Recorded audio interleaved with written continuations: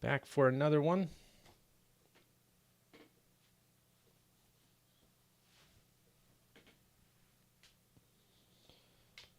We're doing another study session. This one is going to be interesting because it's not going to be theology, but it might get there. In fact, I'm pretty sure it will. Welcome to those joining.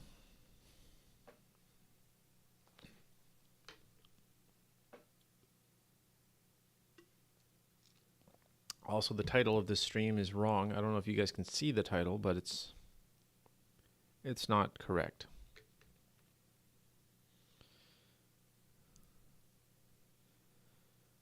Today's study is going to be on Rene Girard, who you've probably never heard of. But I'm excited to talk about him, talk about his philosophy, his anthropology, and his Christianity. He's a very interesting guy. He's probably my favorite philosopher at this point, even though I've only read one of his books, and I've only read it about 3/4. But that's enough to get, I mean, it's a thick book. This is a thick book. So I've read a lot of what he says. We can also talk about some other stuff along the way, but I really want to dive into his philosophy. Go ahead and wave, say hi, tell me where you're from. You know, we can have a conversation here. Thanks for those who are sending some likes my way nice and early here on TikTok. YouTube has some people trickling in. I don't know about you guys, but I'm ready to start. Shar, the creator, hello. Good morning to you. Now, this is one of those studies where you're going to want to watch it on replay probably. You're probably going to want to actually go back to the beginning if you miss a lot of it. We're just getting started, of course, so you haven't missed anything yet. I want to talk about Rene Girard. He has a book called Things Hidden Since the Foundation of the World. Now let's pull up the Bible verse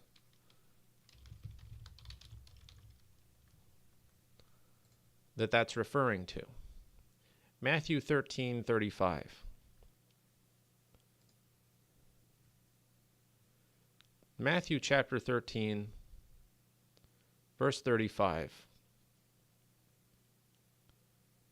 Lovely Soul and Seamus, welcome on YouTube. Thanks for commenting, letting me know that you're out there. And so, with that said, Matthew 13, verse 35. We're going to go to verse 34 so that we can get the context. Jesus has just finished giving them several parables, which people don't generally understand. It says, all these things Jesus said to the crowds in parables. Indeed, he said nothing to them without a parable. This was to fulfill what was spoken by the prophet, I will open my mouth in parables. I will utter what has been hidden since the foundation of the world.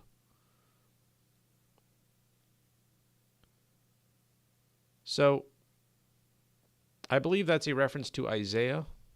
I don't know the verse. I'm sure there's an easy way to find out.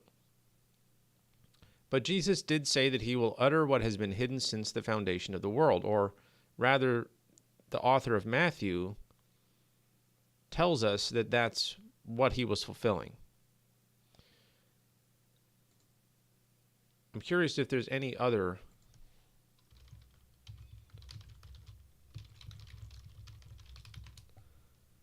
gospel that has that?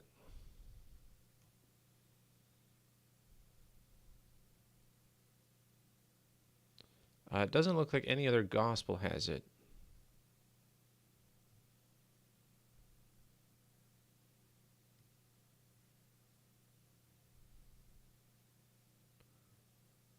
So, what is meant by that? What are these mysteries hidden since the foundation of the world? And what do they have to do with these prophecies?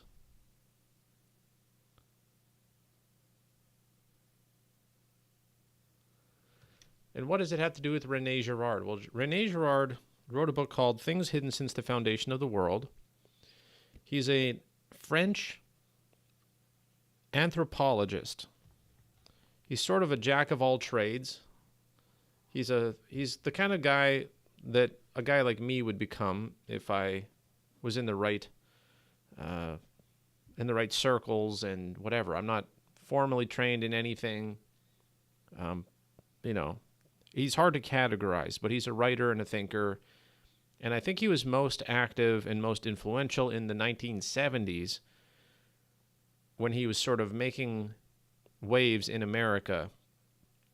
And the reason why he was influential is because he had a theory of human psychology and human anthropology, which is the study of how civilizations develop.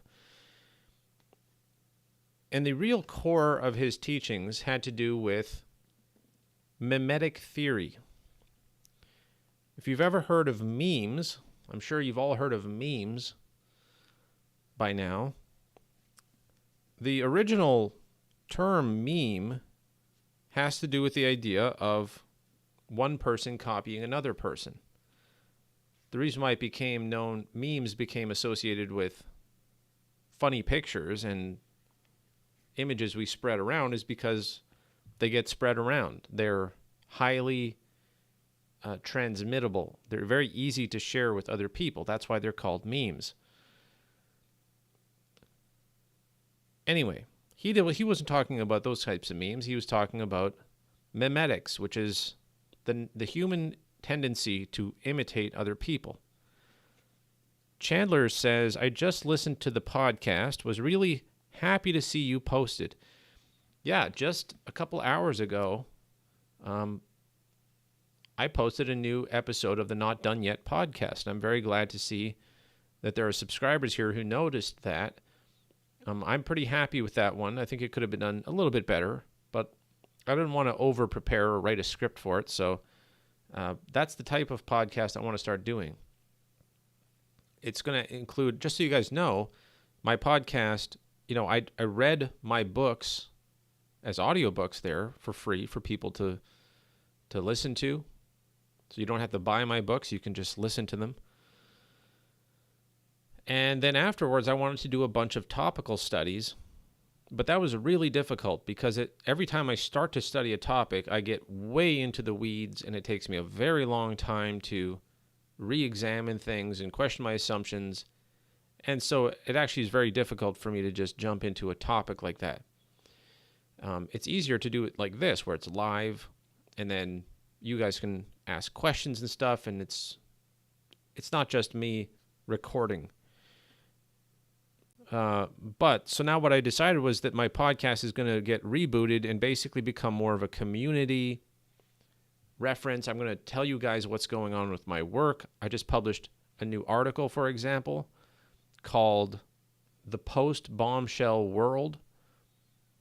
And the post-bombshell world is the idea that shocking stories and news headlines and scandals and us exposing the elite and exposing the satanic conspiracy isn't going to do anything important anymore. We are past the point where these bombshell news stories are going to make any difference because we are just in the depopulation scheme now. We are in the system at the point where they just want to kill us. So they don't care if we're finding out their secrets. They're just going to keep going, and they're just going to kill us eventually. They're going to shut off our power and freeze us and starve us and subject us and imprison us, and then it won't matter that we know that they're evil. The mask will be off, and You can post all the bombshells you want on Twitter, and it won't make a difference. That was the thrust of that article that I just wrote, and that's the kind of thing you might not know unless I tell you about it on something like my podcast. So the podcast is going to be a great way to get caught up on everything that I'm doing. Bigfoot Tracker says there's going to be a dark winter. Yeah, and they've been saying that. And we know that that's a code word as well for biological weapons. So Sam and Mickey says, good morning, everyone. Don't forget to hit the like button, both on YouTube and TikTok. That helps me if you guys hit the like button. So if any of you who are watching have even heard the name Rene Girard ever before, let me know. Say, yes, I've heard of him, or just let me know in a comment, because I feel like nobody has talked about Rene Girard, and that's a real shame. We should all be aware of who he is. Not your public figure says yes. Okay, so there's somebody who knows. Now, I didn't go to university, so maybe that's why I hadn't heard of it. I don't know what they teach in universities, but let me give you the big overview idea of what Rene Girard said. He said that the fundamental instinct of humans is to imitate each other, and that this is the basis of all of culture. Now, that sounds very simple, but it actually has a lot of really interesting implications. So I'm going to start reading a little bit from this book. And I'm going to skip to one of the most interesting parts, which is that he says, once you start imitating each other, things get out of hand very quickly. And so he talks about how people want the same things. I want land, you want land. Well, we can't both have the same land. But how do we solve that? Well, I might try to trick you, or I might try to force you out of the land. Well, you're going to copy me, and then you're going to try to trick me and force me out of the land because we're copying each other. So we both want the same thing, and we use the same type of tactics against each other in order to get what we want. And this leads to an escalation of conflict that ultimately will lead to death and chaos when there's enough people around who all want the same thing. And ultimately what happens is that there's such a point of conflict, he calls it a mimetic crisis, where this is basically ancient societies. We're talking about kind of what we call pre-civilization tribal type things, where it's like there's no settled culture yet. There's not a religion. There's not a calendar and a system of how people organize their lives. This is just people who want stuff. And that's what anthropology is all about. It's trying to study the basics of human cultural development and civilization development. And he argues that out of that chaos of imitation and escalation, ultimately people are going to be so violent that the only way to solve it is to pick a scapegoat and blame a scapegoat for all of the problems that are happening. And then the whole war that's happening ends up turning against that scapegoat, and the entire mob, instead of fighting each other, now becomes unified in killing that scapegoat and blaming them retroactively for why everything happened in the first place, even though that's a lie. There was a whole separate story for why it happened, but they want to rewrite the history of how it got there, and so they kill the victim, and they say that was the evil person. And this is the basis of most cultures and most religions, especially these sort of Greek and religions that have, well, he argues at length, having studied all these things, all the different ancient mythologies, that basically ancient mythologies are a way of covering up the murder and rewriting the story of what happened. And I found that very interesting. Here's a quote from him. He says, "There is every likelihood that this transposition is an error, not only because in certain cases it does not correspond to the evidence in myths, but because it is unlikely that mythology should make consistent use of as troubling and striking a representation as collective murder for something as respectable, academic, and ultimately even insignificant as structuralism's view of the immaculate conception of human thought." Now, that's a long and fancy way of saying that basically people are missing the point of these myths. Why should myths so frequently represent collective violence in order to express something that has no relation to it? Lynching, or camouflaged lynching, is represented so frequently that at some point or other, one has to ask why it should be so. Why is the all against one of collective violence so evident in mythology? That's kind of how he starts this discussion of why mythologies are actually sort of a attempt for a culture to hide their collective guilt of having killed an innocent person and blame them for all of the problems in their society. Atter Louis says, what book is this? We're talking about the Rene Girard book called Things Hidden Since the Foundation of the World. He was a French, or is, I don't know if he's still alive or not, but he was active just a couple of years ago. He's very old now. He argued that we should be, well, he basically came up with a whole theory of human behavior.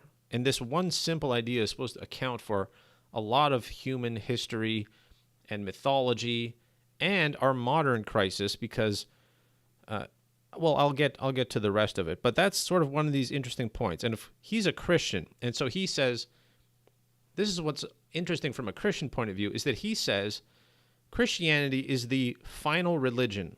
There can never be another religion after Christianity. And anything that would come after Christianity has to end up being simply violence and sort of an irrational, destructive force.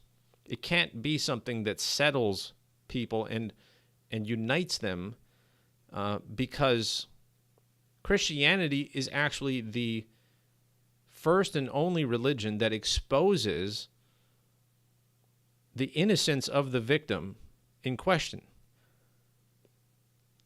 So all of these different religions have a mythology where there was an evil king or a fallen demigod or some corrupt figure who created a crisis in the land. He somehow was responsible for all this violence and chaos that was happening in society. And then the gods or somebody comes by and tells them, this guy is responsible. If you just exile him or make him disappear or, in some cases, kill him, as a collective nation, then you will be doing God's will. And sure enough, it works.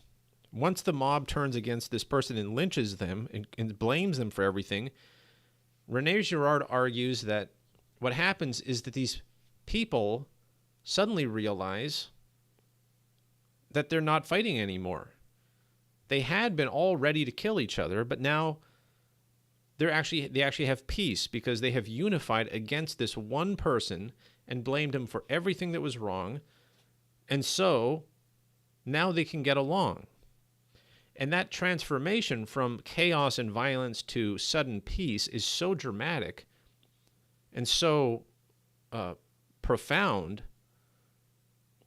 that the society actually starts to credit the victim as being some sort of a holy, magical figure whose death was so powerful that it managed to create peace.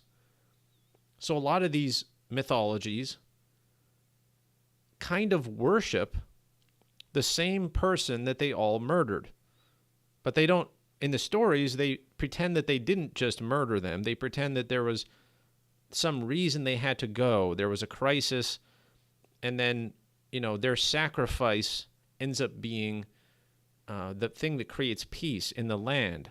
And so they build monuments, temples, and what are those mausoleums to the victim.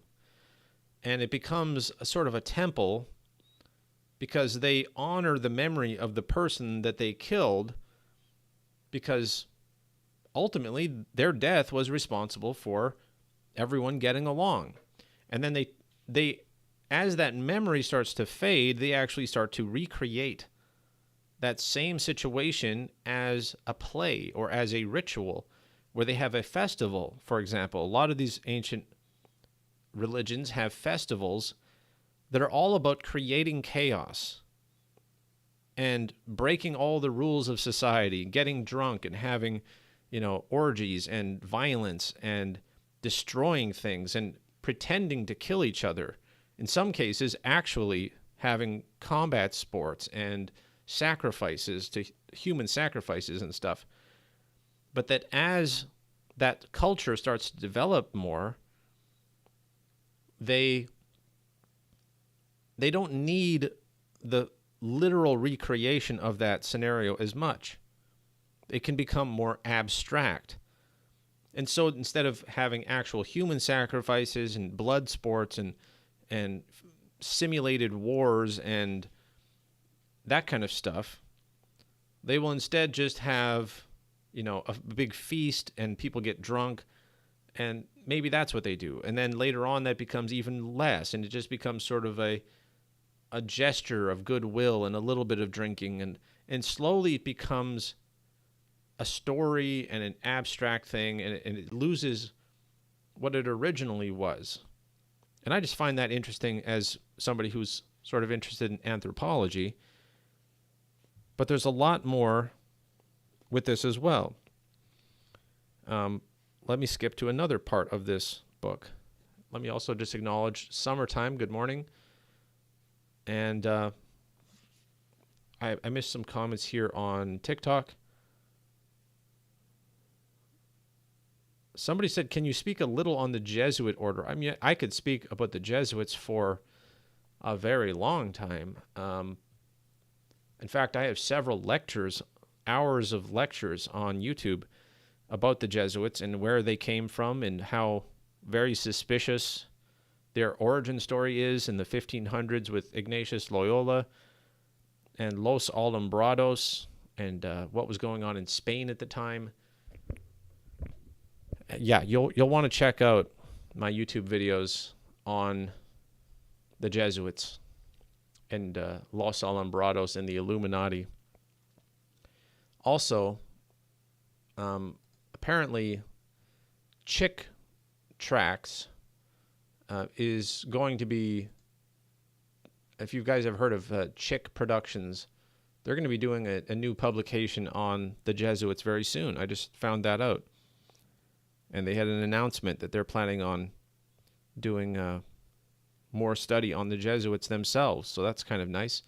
I don't agree with Chick Publications on everything, but they do go after the Jesuits. So let's go to how science ties in with this, the scientific rational age, because, we're rational people these days.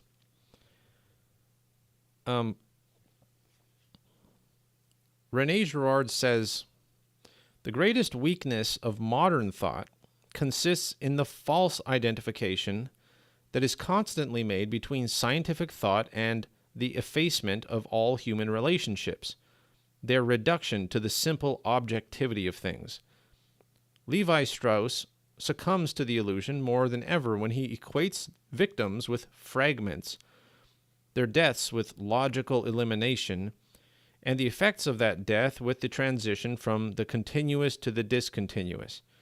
He believes that he has attained a higher level of scientific objectivity, whereas in reality, as with all myths before his, he has done nothing but invent a new jargon in which to transfigure the representation of lynching. In any case, honesty compels us to acknowledge that the language of structuralism in the example of Levi Strauss is certainly superior to the approaches that preceded it. It advances inquiry in that it does reveal a certain logical structure that is in fact there.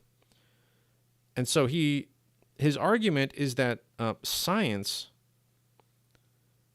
I think that he discusses it more on the next page. Oh, yes. So here he says,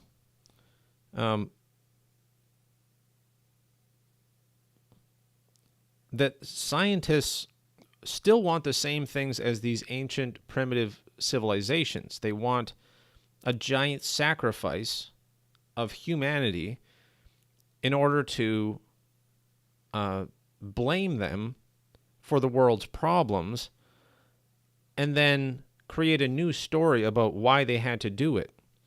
And so he talks about how they can, with very cold logic now, using science, which is the new religion, they can promote the notion of overpopulation. And remember, this was being discussed in the 1970s when that was a new talking point. So Rene Girard was really ahead of the time in predicting that there would become a scientific quest, an increasingly loud scientific quest for depopulation, and that it would perfectly mimic the ancient, primitive human sacrifices that were done in order to appease the gods and create peace in society. Let me see what he says here. The tragic situation of humanity today is stated not only in terms of a total destruction that has to be avoided, but also of the selective destruction that must be based on choice, which is precisely what has become impossible at a time when any selective destruction runs the risk of becoming total destruction. He's talking about how nuclear weapons and the nature of modern weaponry allows for the destruction of entire nations and cities. And so the escalation that is possible today is global and total, whereas in the past, with people just having spears and axes and things, even no matter how much things escalated, you couldn't kill an entire continent, for example. He says, the question then is one of reducing the population without annihilating it entirely. This is actually a sacrificial question, and surely the topological model of Levi Strauss reflects it. The model also brings to mind many urban situations of overcrowding, such as those of traffic or of a bus that is so full that ejecting a single passenger eases the congestion.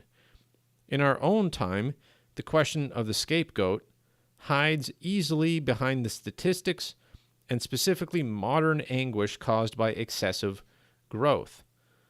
Spence, we are reading from an interesting philosophical and anthropological book by Rene Girard called Things Hidden Since the Foundation of the World. He's becoming one of my favorite philosophers, my favorite authors on the matter of human nature. I think he believes in evolution, or at least he feels the need to make an evolutionist argument in order to get any traction with the scientific community. I don't know if he really believes in evolution himself. He is a Christian. He says that Christianity is the only religion that tells the truth. I was trying to explain that before. Jesus, in the Gospels, predicts that he is going to be lynched. He predicts that he's going to be killed because he's innocent. Not because he's guilty, but because he's innocent. There is a crisis happening in Judea. There's so much corruption going on.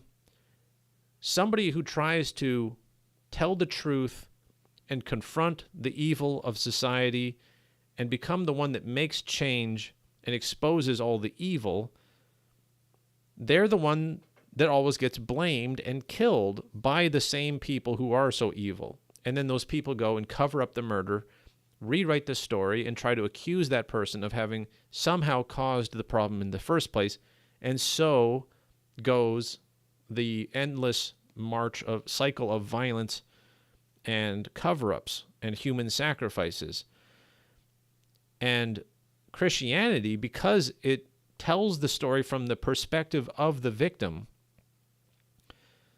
it doesn't allow anyone to rewrite the story so that Jesus was actually guilty and he deserved to die, and it was a good thing that he died, and then, society healed itself based on his death. It's an open wound that can never be healed because Christ's sinlessness is right in the core of the story.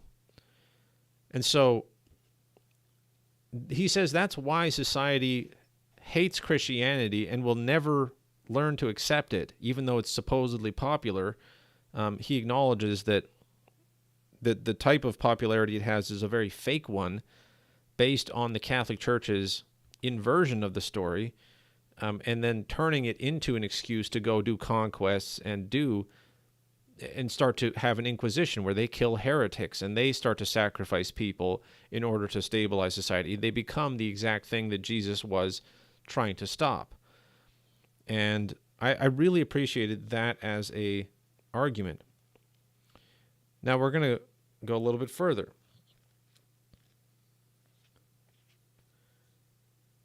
He says, so here's the idea. Once people start to become aware that sacrificing people is an excuse, it's a scapegoat mechanism. Once people become aware of scapegoating, it loses its effectiveness. When people sincerely believe that sacrificing a virgin, woman and throwing her into a volcano is going to somehow heal their land and bring peace to everything, then it really does cause all the stupid people around there to stop fighting and to believe and work together to solve their problems because they believe it. But once people know that it's really not fair and it's just a superstition and this is just a tradition, well, then it doesn't work anymore. So they have to find more extreme ways of trying to accomplish the same effect. Bailey says 25% of the earth dies first before the saints, right? Well, we could absolutely be part of that 25%. In fact, I would suspect that we are, and I would suspect that we are the most targeted. The saints are the most targeted of the 25%. So here's what he says. The virtue of what we have accomplished so far in our discussions, I believe, lies in our having better defined this mechanism and in having made misunderstandings, if not impossible, at least more difficult.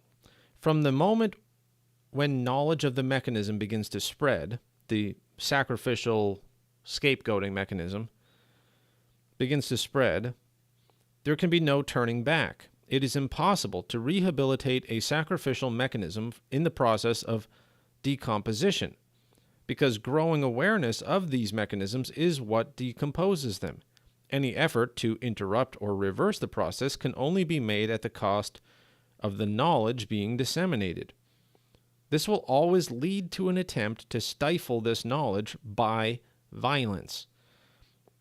There will be an unsuccessful attempt to close the human community in on itself. I believe that this sort of undertaking characterizes all totalitarian movements, so communism, fascism, the Spanish Inquisition, the Catholic Inquisition, where they were just killing everybody who disagreed with the papacy and with the clergy. And you said, wait, that first guy was a heretic, but this other person wasn't. So, you shouldn't kill this other person. Well, now you've become a heretic because you pointed out that they're killing innocent people. So now you also become guilty and you have to be killed. And then the next person who points out that that was wrong has to be killed. And it spreads. And in the end, that becomes a totalitarian system where it's just a raw, naked, violent suppression of the truth. And the truth becomes the enemy of this whole system. But they're doing it in the name of peace, because there's so many troublemakers around. What do you think is happening with the censorship today, with the idea that those who are whistleblowers, who are journalists, who are independent media trying to tell you guys what's going on in the world, they're the ones that get censored. They're the ones that get deplatformed. They're the ones that get their accounts banned. They get their PayPal accounts shut down, and all these things happen. It's the same thing happening. And they are setting up the real death, not just, destroying your online accounts. And by the way, guys, if you hit the share button on either YouTube or TikTok, and you copy the link, even if you don't share it with anybody, that's a huge way to boost the stream. So let's see if we can get a bunch of people to share the link of the stream, even if you guys don't share it. Although if you do post it somewhere, that would be Maybe more people would tune in for that. But so we're gonna keep going here because this is so interesting to me. I believe that this sort of undertaking characterizes all totalitarian movements and the virulent ideologies that have succeeded and battled with one another throughout the 20th century. They are founded on a kind of monstrous but ineffective rationalization of victimage mechanics. Entire categories of human beings are distinguished from the rest of humanity and are singled out for annihilation. The Jews, the aristocrats, the bourgeois, the faithful of such and such a religion, and miscreants of all kinds. We are always told that the creation of the perfect city, the way to the terrestrial paradise, depends on the prior elimination or forced conversion of the guilty categories. And what is happening today with the green movement, except the notion that everybody who produces carbon is evil, is a sinner? We are destroying the world. What are they going to have to do? They're going to have to kill us in order to save the world. You see, the killers are the good guys, the ones who have a totalitarian system of absolute control, and they suppress the truth, and they set up this giant lie in preparation for the genocide. They're the ones that are the real heroes saving the world, and we, who are just trying to live and take, we're not being greedy even. We just want a little peaceful life for ourselves and our families. We're the bad guys. And so these new categories do appear in order to destroy those who are unfortunately exposing the evil. Shadow Raid Legend says trees consume carbon and produce oxygen. Wouldn't a valid solution just be to plant more trees? Not only could you plant more trees, but if you produced more carbon, trees would grow more and they would produce more oxygen. Trees love carbon dioxide, so the best way to have more trees is to have more carbon. It's actually a healthy cycle of you create more carbon, you get more vegetation, and you get more oxygen. Apparently, they can go back in history and see the periods in the past that had the highest levels of carbon, and those were the best periods for vegetation and growth. Dan says, just like Christianity, lol, a big lie that's been destroying the world in the name of power/control. Well, you're exactly right if you're talking about the Catholic Church. And that is what they did. They turned Christianity into a system of oppression and control and power. They even have a guy on a throne with a big hat, which was not originally part of Christianity. But they did that in order to have a totalitarian system. Exactly right. Except the original story is not a lie. Nor says algae consumes more CO2 and produces more O2 than trees. Nature will self-correct. Yeah, they don't want nature to self-correct. They want humanity to die. And so the story is there to justify the agenda. And science is the religion, just like the Spanish Inquisition and the Catholic Church had their own religion. Now we have science and materialist environmentalism being the totalitarian religion at the core of it all. Bailey says most of the oxygen in the atmosphere is produced by the ocean's microorganisms. Yeah. You guys know what I'm talking about. I've been all about talking about the green movement. And he doesn't mention it in the book here, but that's just something you can notice once you start thinking of this. They're setting up a giant sacrifice.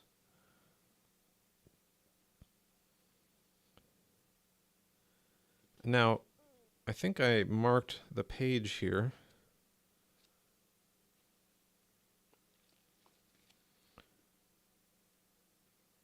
He says, in other words, the process that leads to the discovery of the victimage mechanism cannot possibly be a smooth, peaceful process. At this point, we already know enough about the paradoxical and violent cultural remedies for violence to understand that any increase in our knowledge of the victimage mechanism, anything that tends to disengage or reveal violence, represents considerable progress, at least potentially, in intellectual and ethical respects, but also, in the short term, it will mean a terrible recrudescence, which nobody would ever use that word. I think that means reoccurrence of that same violence, often in odious and atrocious forms, since the sacrificial mechanism becomes progressively less efficient and less capable of renewal.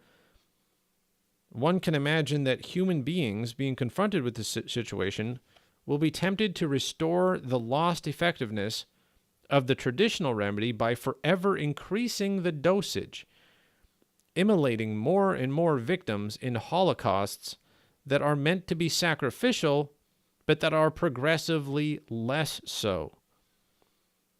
The always arbitrary but culturally real difference between legitimate and illegitimate violence will weaken. Its power of illusion diminishes, and henceforth there are only enemy brothers to confront one another in its name, which will all claim to embody, but which will in reality no longer exist. Cultural difference will be distinguished less and less from the mimetic crisis to which it returns. Any sense of legality will be lost. This idea that we have to create bigger sacrifices to create a new age, that is what the New Age movement is all about.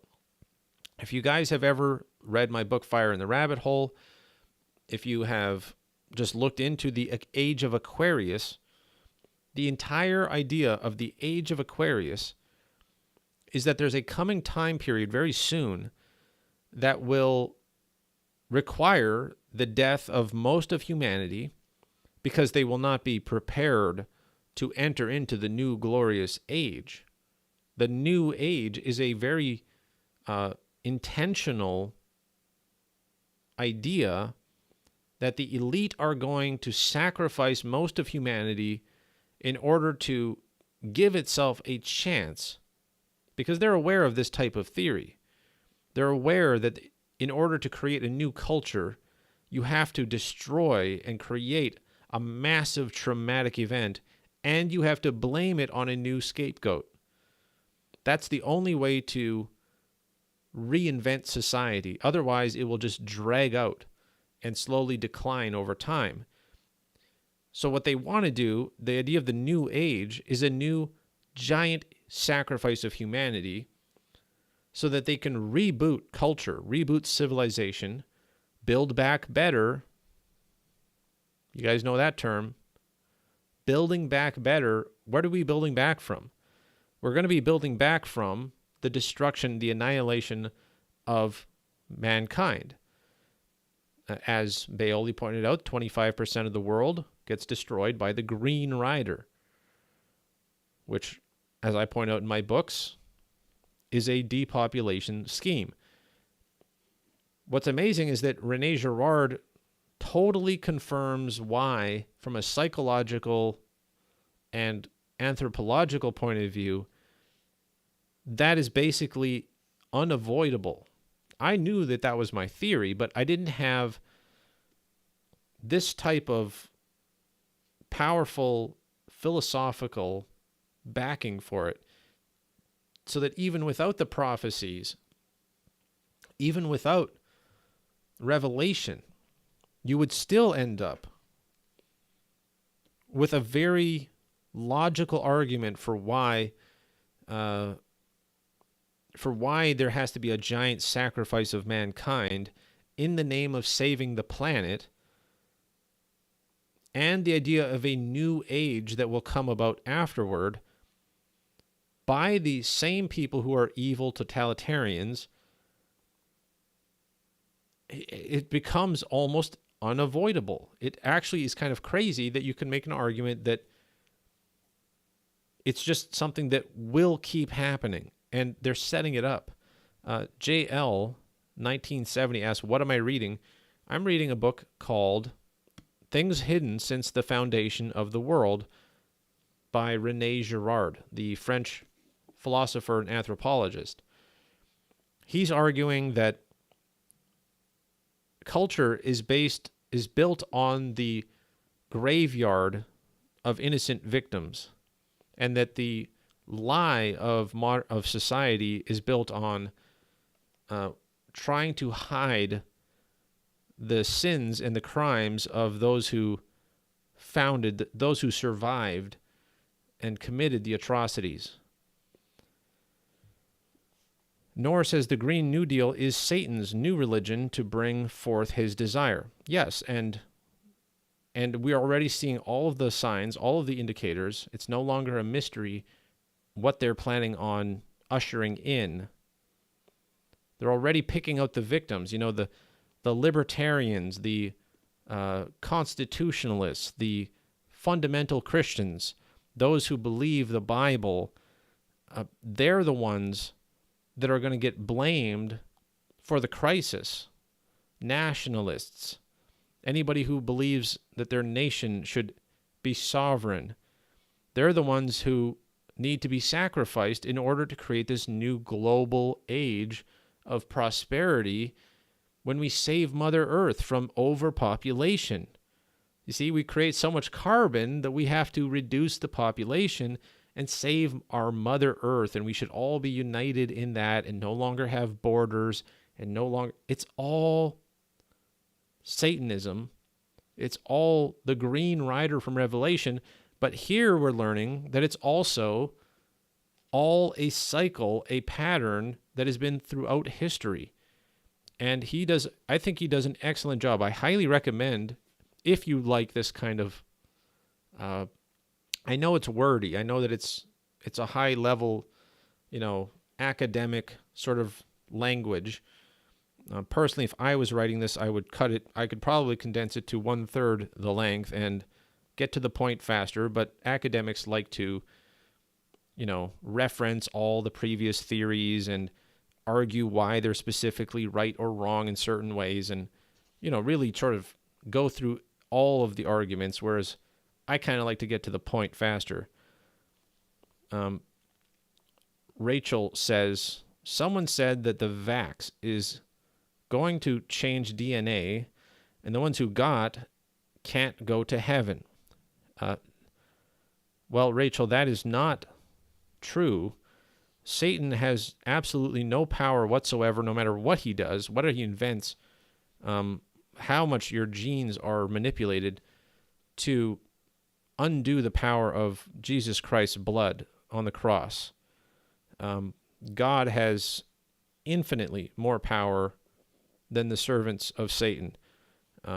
So don't worry about that. I mean, there are reasons to be concerned about genetic manipulation, just from a health point of view and a human rights point of view, but they want you to believe that they've invented a way to cancel salvation, and it's just another psyop. It's another fear tactic. Ryan says Rabbi Eliezer in the Talmud, the story with the prostitute, that one is classic.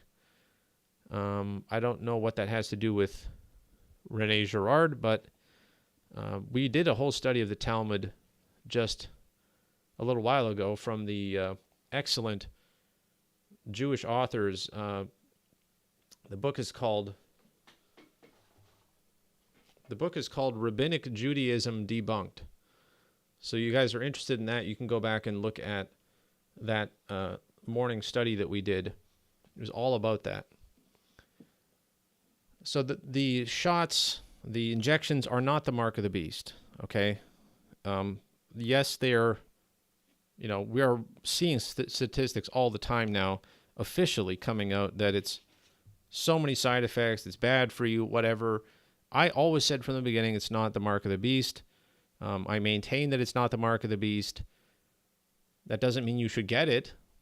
I would never tell someone to get it, but it's not the mark of the beast. It's just your choice whether you trust the people who create it. And I don't, so I don't have it. Duck says, morning, sir. I assume you're a sir. So, what is next that Rene Girard says? Because we're making some progress here. We're seeing how it connects with things. The idea of need for greater sacrifices in order to create the healing effect and reinvent culture, you need to have a greater and greater sacrifice because we're already aware of scapegoating. We're aware that innocent people get killed in order to set up new narratives and blame those people for everything that was wrong.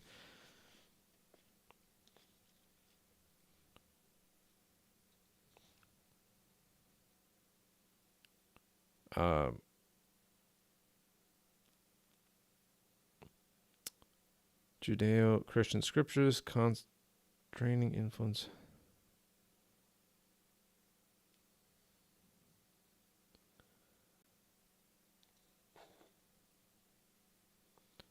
So he goes on to talk about how Christianity is unique in that it deconstructs the whole idea of that founding myth. It forces humanity to be aware of the fact that innocent people are the ones that get killed and blamed for things.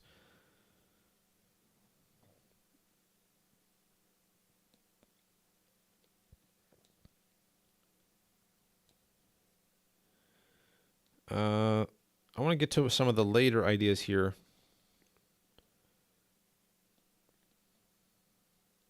So on page 266, he kind of starts bringing this full circle to the Christian question, because he's talked about how Jesus preached love and self-sacrifice and the idea that he forbids reprisal. Jesus forbids us from imitating our oppressors. If somebody's oppressing you in Christianity, it's a huge rule of Christianity that you are not allowed to return violence for violence. You're not allowed to do evil things to evil people. You have to become the victim, and you can display your innocence and contrast that culture of violence, but you cannot become like them. You have to do it separately. You have to be an exception to the rule, and that's what people hate, because it just exposes the nature of evil, the nature of the totalitarian system or the oppressors, and so they hate you even more. Rodriguez says, mankind tends to forget or not have read 2 Timothy 1 verse 7. We can look up that verse quickly. 2 Timothy 1 verse 7 says, "For God gave us a spirit not of fear, but of power and love and self-control." True, lots of Christians are terrified today, and it's embarrassing.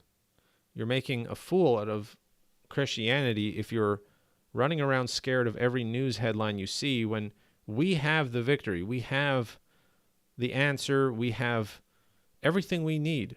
If you went off into the mountains and you lived there with your family and the world went on without you and you never read another news headline, doesn't matter how bad things would get, you'll be fine. You don't need the world to be saved. You don't need a hero to swoop in and Donald Trump to go and round up the criminals and, save the day. We have Jesus. We have the victory already. We have assurances of our salvation in the next life, not in this world. And Duck, we are reading Rene Girard, the French philosopher, his book, Things Hidden Since the Foundation of the World. That's what we're studying. And his interesting ideas about how mimetic theory explains human behavior, human violence, the escalation of violence, and the inevitable, inescapable pattern of innocent people being killed in order to create peace among warring factions and allow for there to be a new system built on top of their graves, essentially, and why that explains what's happening now and in the near future.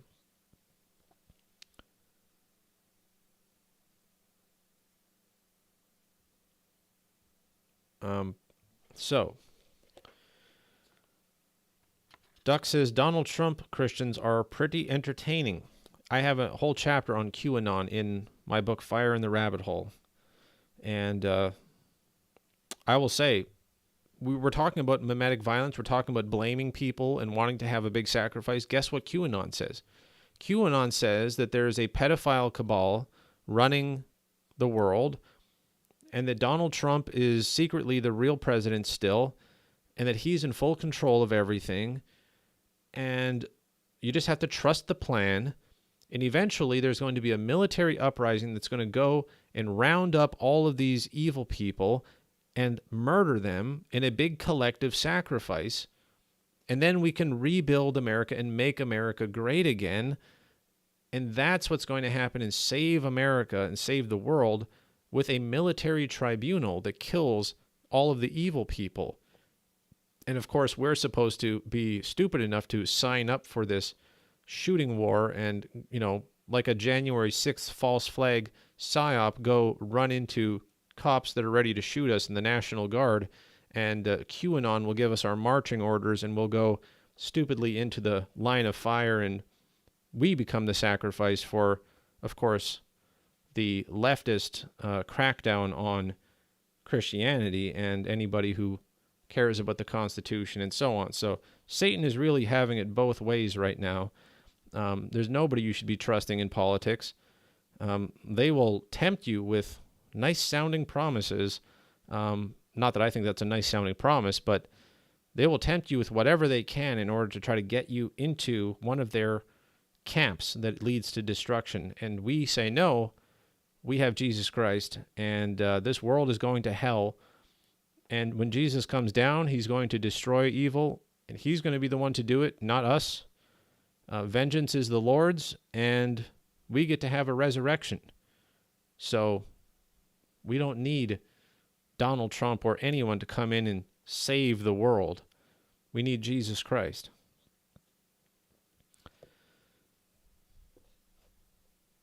"91 Days," he says, is there somewhere your interpretation of Revelation showed as an illustration or a timeline that reflects the order of the events? In my TikTok videos, I made sort of a vertical list timeline, but not really an illustration. It's not very graphic. I could do that. I have sort of a artistic ability. I could make something like that. And I should. I really should. But, I'm still open to tweaking it. And so if I do a bunch of work on something like that and then I want to tweak it, I guess I'm a little bit afraid that I would have to redo it if I end up finding new information I want to put in there. Baoli says, in the times that we live in, how frustrating would it be to die of something like a car crash or being killed by some random murderer? I guess it would be frustrating because, you know, that's not dying as a martyr. That's just dying. But at the same time, I believe that God does take people's lives early in many different ways in order to spare them from a greater hardship that they might not be able to handle. I think that's why sometimes children die, and you know, people who don't live to see worse things. I think God spares those people, and those of us who are going to go through the tribulation, we have to therefore be all the more ready, because if he's not going to spare us from it by letting us go early and taking our lives early, we had better be prepared for the full consequences of what might happen. Okay, so here's something else Rene Girard says. We're reading Things Hidden Since the Foundation of the World, but from Rene Girard, the philosopher, modern philosopher. He says, speaking of Friedrich Nietzsche and all of these atheist philosophers who came in and condemned Christianity and how popular it is to attack Christianity in the modern society by intellectuals, he says, the present expression of these dissensions is our increasing tendency to load responsibility for all these divisions upon the Gospels themselves. We only agree amongst ourselves in attacking the Gospel, which, by a wonderfully revealing symbolism, is in the process of becoming our scapegoat. Human beings came together in the first societies of our planet simply to give birth to the truth of the Gospel, and now they are determined to deny that truth. This will to deny the truth acquires a particular force of blindness and insight in Nietzsche's The Antichrist. Nietzsche wrote a book called The Antichrist, which explicitly rejects the epistemology of love set out by the New Testament. Here's a quote from that book, Nietzsche's The Antichrist. I hate Nietzsche. So the fact that Rene Girard is willing to call out Nietzsche as being a fraud and a dumbass who hates the Gospels because he hates the truth, that's great with me. Here's the quote. Love is the state in which man sees things, most of all, as they are not.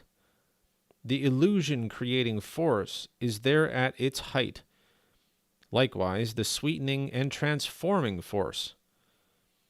One endures more when in love than one otherwise would. One tolerates everything. And so I love that Rene Girard is an anti-Nietzsche philosopher who shows that Christianity is actually the solution to our problems, but that the modern tendency is to blame it for everything and therefore speed up the process of making Christians the scapegoat for the next great genocide.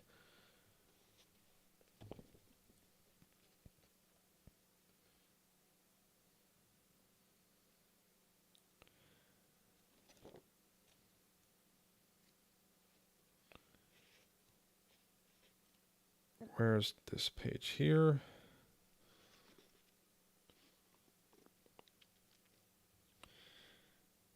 He says, modern people still fondly imagine that their discomfort and unease is a product of the straitjacket that religious taboos, cultural prohibitions, and in our day, even legal forms of protection guaranteed by the judiciary system place upon desire. They think that once this confinement is over, desire will be able to blossom forth. Its wonderful innocence will finally be able to bear fruit. None of this comes true. To the extent that desire does away with the external obstacles that traditional society ingeniously established to keep it from spreading, the structural obstacle that coincides with the effects of mimesis, the living obstacle of the model that is automatically transformed into a rival, this is getting into the weeds of the logic he's established, but he says it can very advantageously, or rather disadvantageously, take place of the prohibition that no longer works. Men lose the kind of obstacle that is inert and passive, but at the same time beneficent and equal for all. So basically saying that the fact that Christianity tells you to not desire certain things becomes the thing that we blame for why things are so bad. If only we didn't have morality, if only we didn't have rules, if the Gospels didn't tell us not to covet, if the Gospels didn't tell us, that we shouldn't return violence for violence. All of the things that Jesus taught are what's stopping us from having a better world. That is the idea that is so popular in our world. And so, again, Christianity becomes the scapegoat of the next great genocide. I could keep going, but I feel like we've hit the main points. So I'm going to leave it there for now. I will say that Christianity also... Oh, I lost where I put my bookmark. Anyway, Rene Girard has interviews on YouTube and stuff. If you just want to look up some of the things he said, I think he's a better writer than he is speech giver, although he was a professor for many years.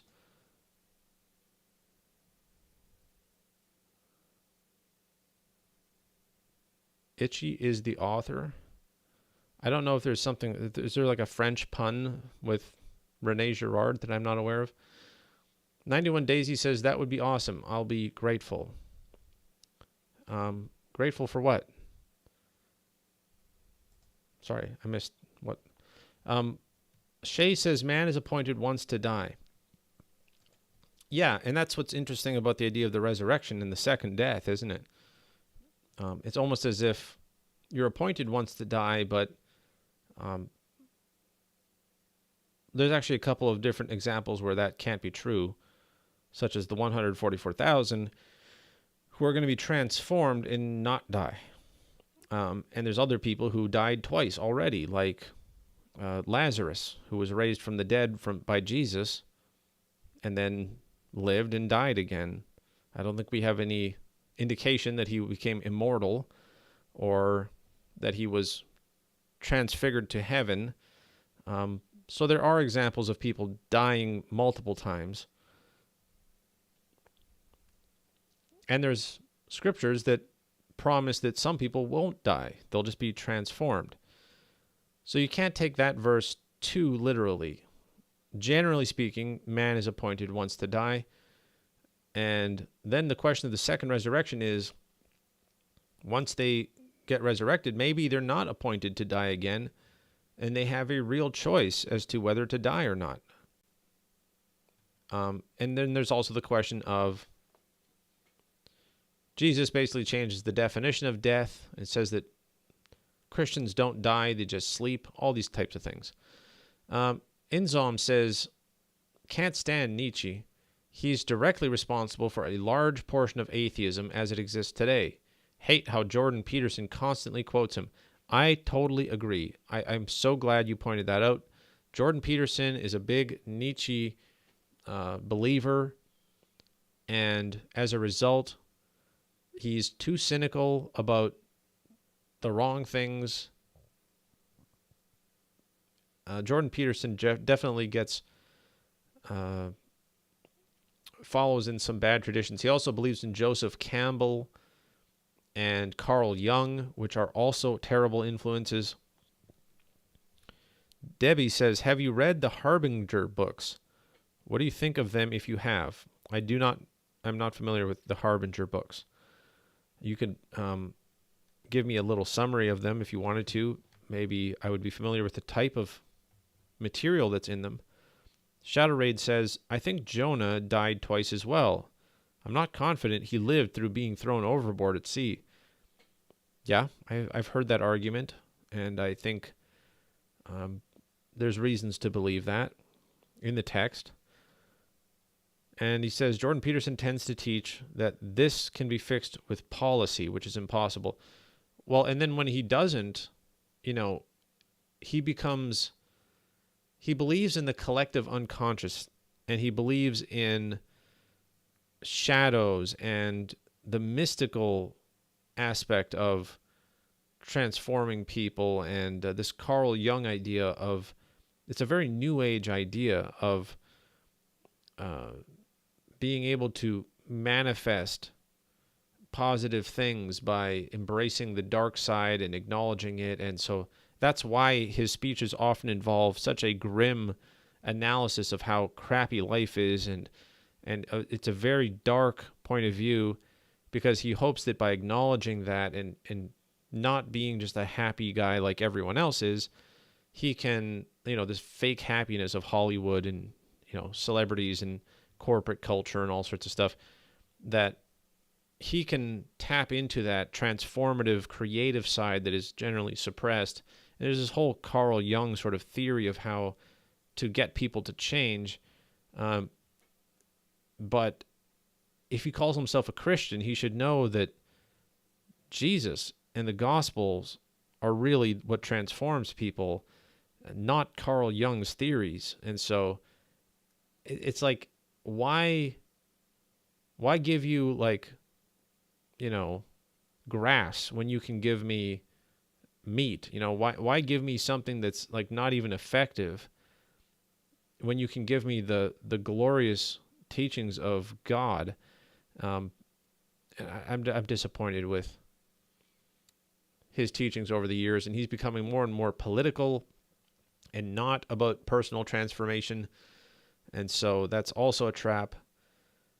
I'm worried because I feel like Jordan Peterson is just I don't think he's a controlled opposition figure, but he's becoming one through the influences around him. It's kind of like anybody who gets to that status level is going to just be swarmed with manipulators who want to divert you into their camp and divert you into their line of thinking and their type of solution to the problem.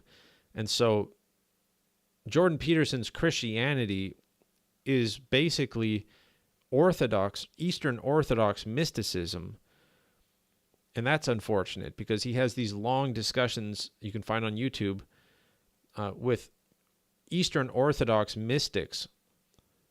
And everything in the Bible becomes a metaphor, and it's all about icons and symbols and Gnostic, mystic sort of thinking. And then he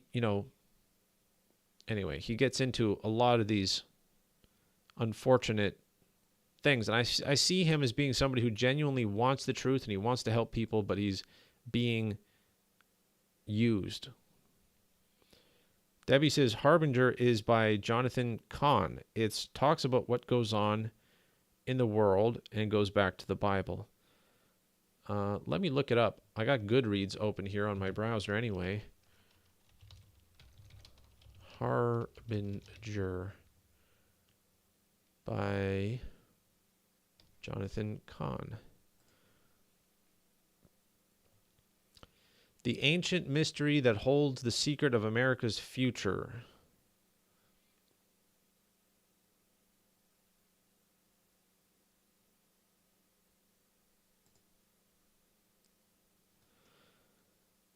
Before its end as a nation, there appeared in ancient Israel 9 specific warnings and omens of a national destruction. These same 9 harbingers are now manifesting in America, with profound ramifications for America's future and end-time prophecy.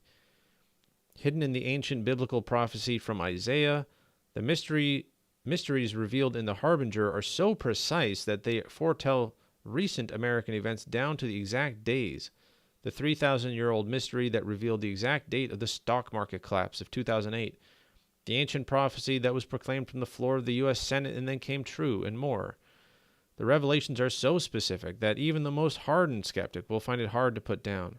Though it sounds like the plot of a Hollywood thriller, it's real. Oh, this Jonathan Cahn. This guy is an absolute con artist. I know this guy.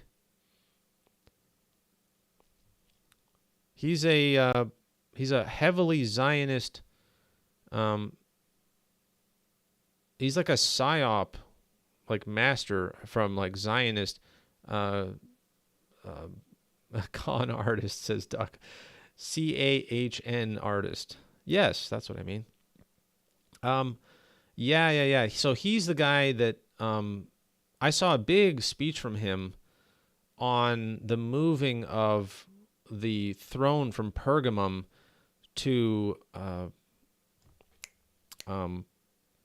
Berlin, I think it was, and how this explained that Germany became the center of Satan's throne before the Holocaust, and that the main objective of it all was to kill the Jews before Israel could become a nation again, and that everyone should be celebrating Israel as a political nation created by the United Nations, because that's all of history revolves around this Zionist message. He's very effective at that. What actually I think is happening in something like this harbinger is that the American and Israeli psyop machines, there's the most effective psychological warfare operations on the planet.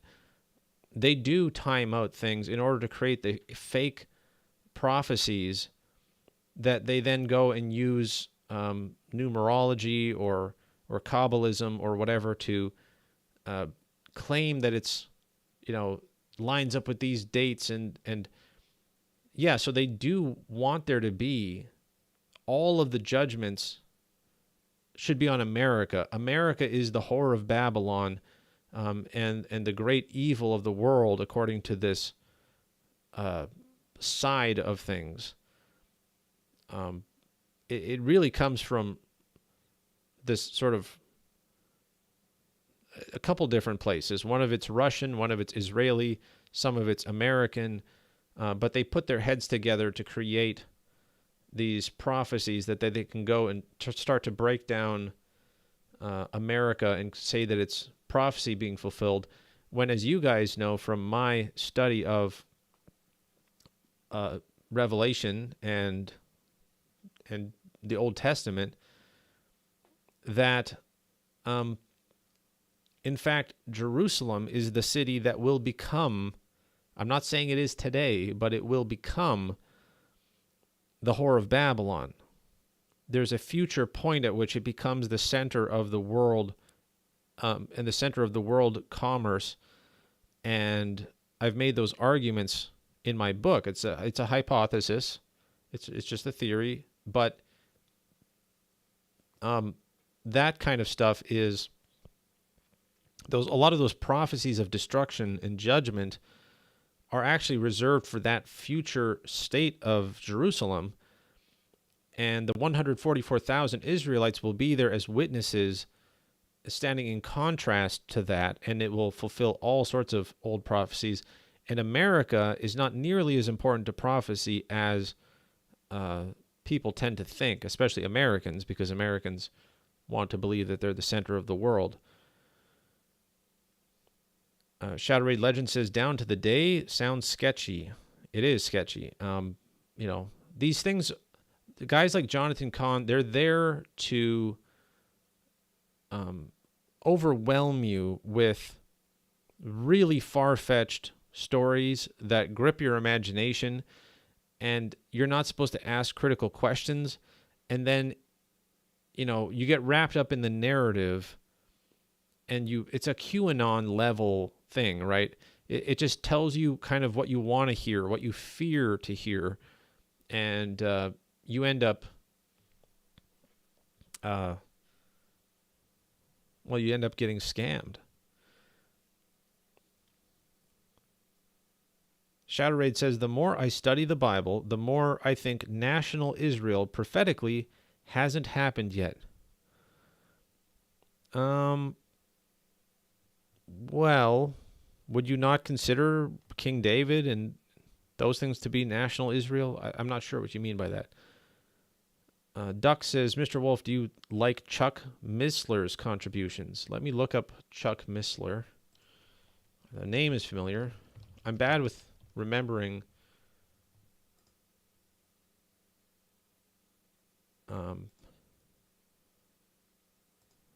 putting faces to names and stuff.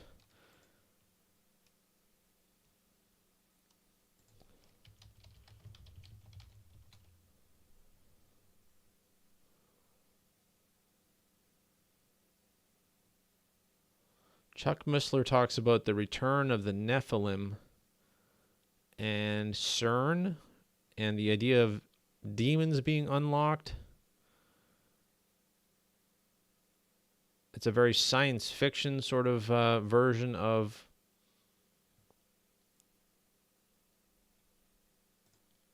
Revelation. Looks like he's interested in Kabbalah. I'm not that familiar with his stuff. Just at a glance and seeing stuff about CERN and the idea of demons being unleashed into the world. You guys know that I try to downplay a lot of that. The idea of the return of the Nephilim and this sort of great scary time where they're going to come back, and it's possible. It's definitely possible. I wouldn't rule it out. In my book Fire in the Rabbit Hole, I talk about how these types of things could happen. But even so, there's no reason to be afraid. No matter what it is. Literally, if demons are walking around in our cities and doing evil miracles and killing people, we shouldn't be afraid. Christians are not supposed to be afraid. We are still saved, and we still have the truth, and we still have a greater spirit than Satan. And so there's that side of things. I would have to look up more of Chuck Missler's specific teachings to say anything substantial on that, but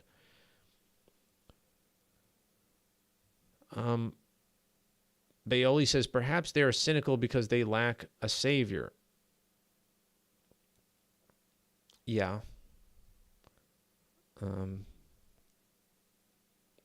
He also says, through the Belt and Road Initiative, maybe. I think I missed the context of that, but yeah, the Belt and Road Initiative tying in with, you're talking about the rise of Jerusalem as the whore of Babylon. Yeah, I've argued that in the past too, that China wants to create this Belt and Road Initiative of this Eastern Bloc, sort of Middle East to China passageway of trade and commerce and all this stuff, military expansion. And Israel is sort of right at a key point where if they got involved and they basically abandoned America in favor of China, they could become the center of this whole new economic system. And so there's a lot of different ways that it's actually possible for Jerusalem to logically become the center of all these things. Guys, we were talking about Rene Girard. If you have any more questions on that, I don't know if you do, but, I'm going to probably wrap up this stream in about 10 minutes. We can talk about prophecy and things like that if you want to. I have no problem with that. I enjoy it. But I will encourage you guys, if you're into philosophy and anthropology and you want an interesting guy to read, Things Hidden Since the Foundation of the World by Rene Girard. It's kind of a hard to find book. I got the Bloomsbury Revelations series book, soft cover, and I really value it. I'm going to probably try to incorporate some of it into my upcoming book that I'm writing.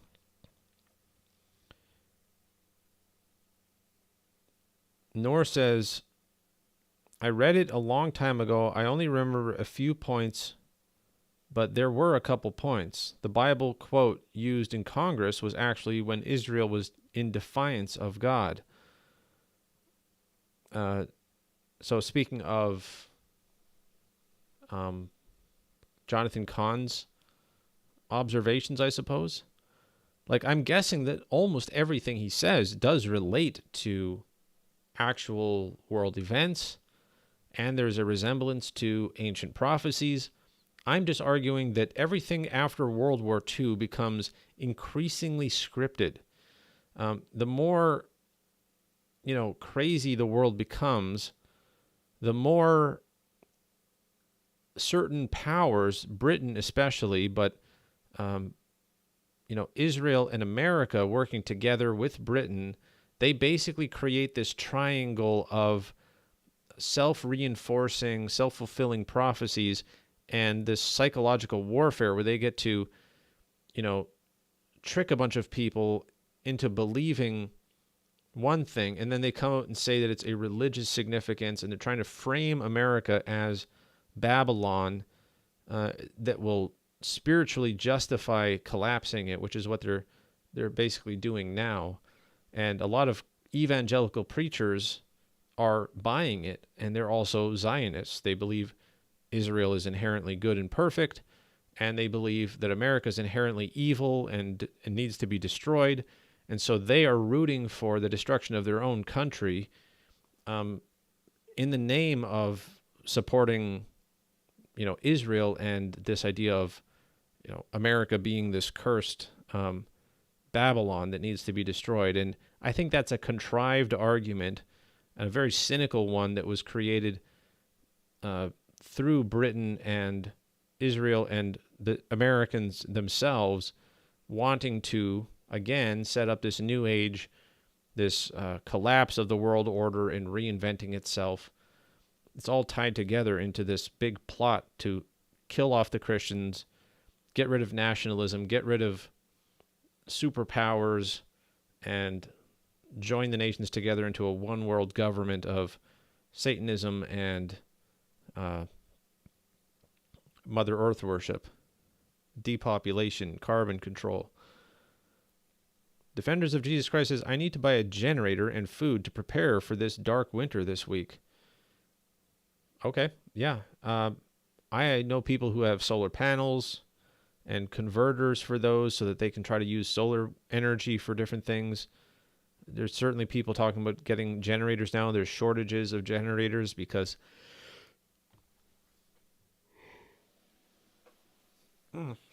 so many people are trying to get them at the same time. Duck says Nostradamus was going viral recently because the Queen's death was predicted. Seems sus. Yeah, I saw that. People talk about the exact day that she died. It's like, you don't know when she died. You just know when they officially announced that, she was dead. And there's reason to believe she's been dead for months. And they just pretended she was still alive so that they could announce it on a certain day. And then this suddenly, fulfills Nostradamus and stuff like that. It is sus, to say the least. Don't trust any headlines so easily, especially not if you're going to tie it into, this idea of anytime you get into the specific days and years and there's always a 50-year cycle and it ties in with the Jubilee and that's a biblical thing. And so there needs to be this cyclical thing of the fourth turning and all this crap. Those are psyops designed to get people on board with military plans. There's, 90% of the military plans today are psychological preparation, not physical force. I follow YouTube channels that are the official U.S. Army psychological warfare YouTube channels, and they brag about how everything they touch becomes a weapon to undermine morale and trick people into believing the opposite of what's true and get them on board with bad ideas that end up destroying their own nation. We're living in that time of just never-ending psyops. And they are targeting Christians especially. User 62 says, yes, save your money. We're headed for terrible times. And Shadow Raid says, be wise with money now. Maybe need it to be a blessing in darker times. I'm not going to give a lot of recommendations on how to cope with and survive the coming, hardships, except to say that if you can have a network or community that tries to take care of each other, you're going to be doing better than if you're on your own competing against them. And I will also say that's what churches used to be. Churches used to do that kind of stuff.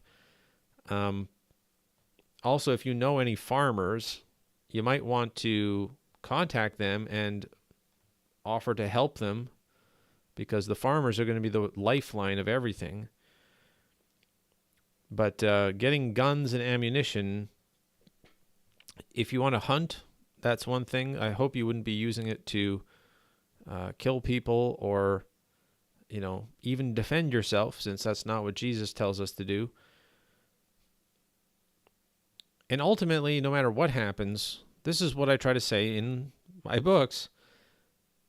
You have to realize prophecy will be fulfilled.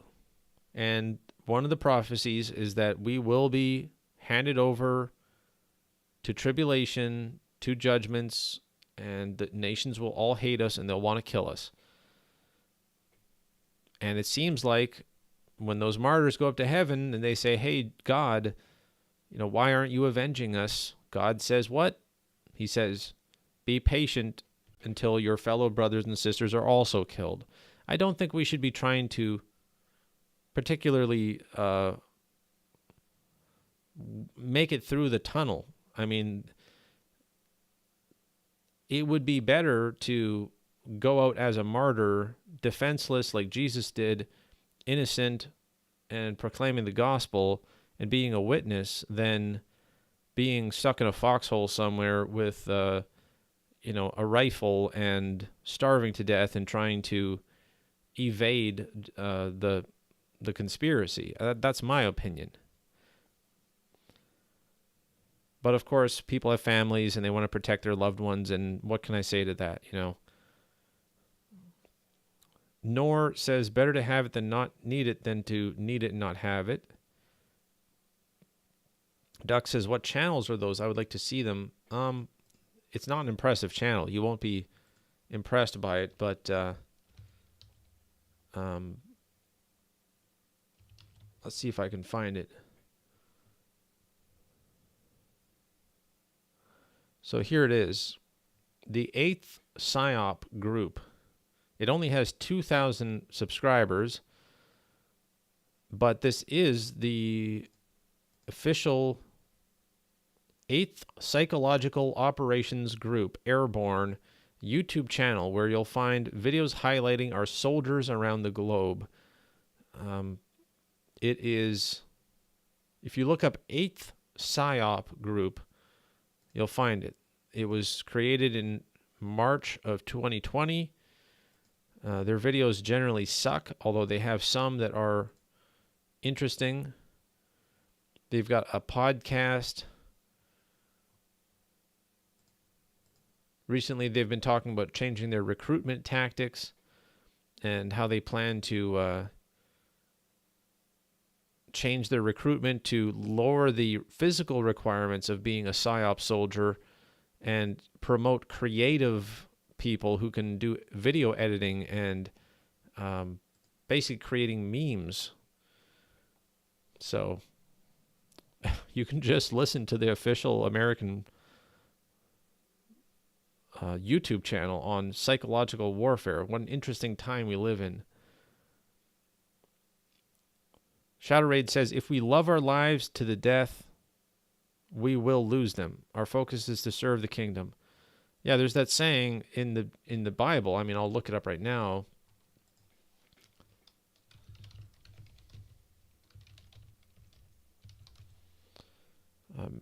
Matthew, Mark, and Luke all have it. Let's go to the Luke version.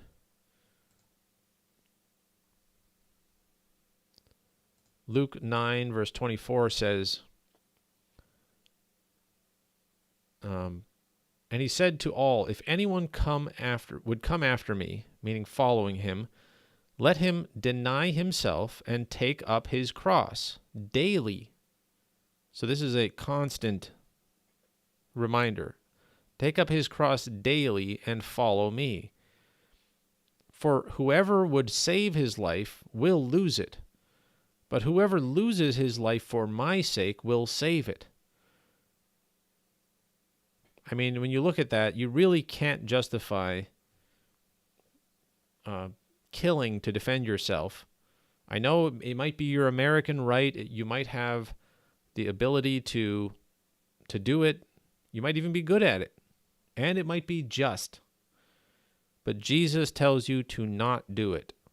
Taking up your cross, the cross is a symbol. It is a Roman instrument of being murdered with no defense.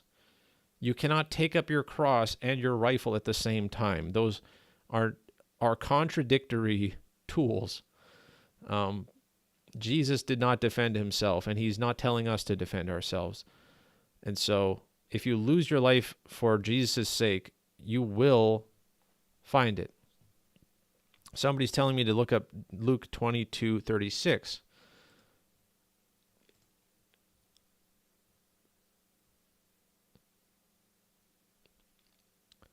Oh, yes, this classic verse. So this is one of the most misunderstood verses in the entire Bible. So it says, and Jesus said to them, when I sent you out with no money bag or knapsack or sandals, did you lack anything? And they said nothing. Or they said nothing, meaning they did not lack anything.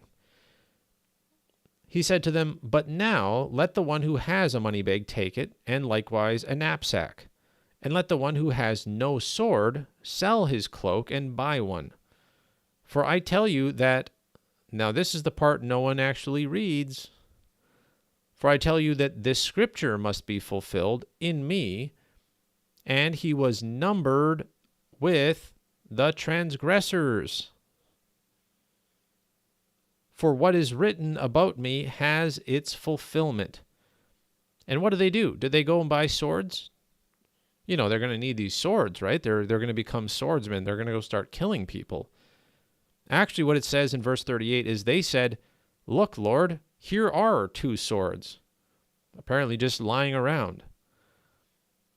And he said to them, it is enough. So look at that passage. People love, Americans especially, just can't get enough of the part where he says, you know, sell your cloak and buy a sword. There comes a time where you got to have a weapon. I've heard sermons preached on it. You got to have a sword. Where is your sword? And the sword is not just the word of God. It's not just a spiritual thing, even though our weapons are spiritual. You got to also have a sword. You got to be ready to defend yourself and kill and all these. No, look at what he says. The only reason why they're suddenly supposed to have a sword, they just went across all of Judea with no weapons and no sandals even, is to prove that they didn't lack anything even when they weren't given anything. They didn't need swords. They didn't need to be armed and rich and well-equipped. God was providing everything they needed. But here he says, the reason why you need to suddenly have a sword is only because this scripture must be fulfilled, which is, he was numbered with the transgressors. And that's exactly what happens. They get these swords, and then when they are betrayed, right in the next passage is when they're all praying, and they fall asleep, and then Judas comes by and betrays him. And so he's numbered with the transgressors because they have swords. And the accusation was Jesus was going to try to create a violent overthrow of the government. But they didn't go by swords. He just says it's enough to have the two swords because that's enough to be numbered with the transgressors. User 62 says, why just America? That thought is everywhere. No, it's not. I mean, it really isn't. There are lots of places that don't. For example, they straight up ban weapons. They make gun culture and gun culture is really an American thing first and foremost. There's some other countries that have it. Canada has gun owners, but it's not a militant. We don't have the right to self-defense in Canada. If you kill somebody in self-defense in Canada, even if they break into your home, you are charged with a crime. You are not held innocent if you kill a home invader in Canada, even if they're threatening your life. So we have a completely different culture. And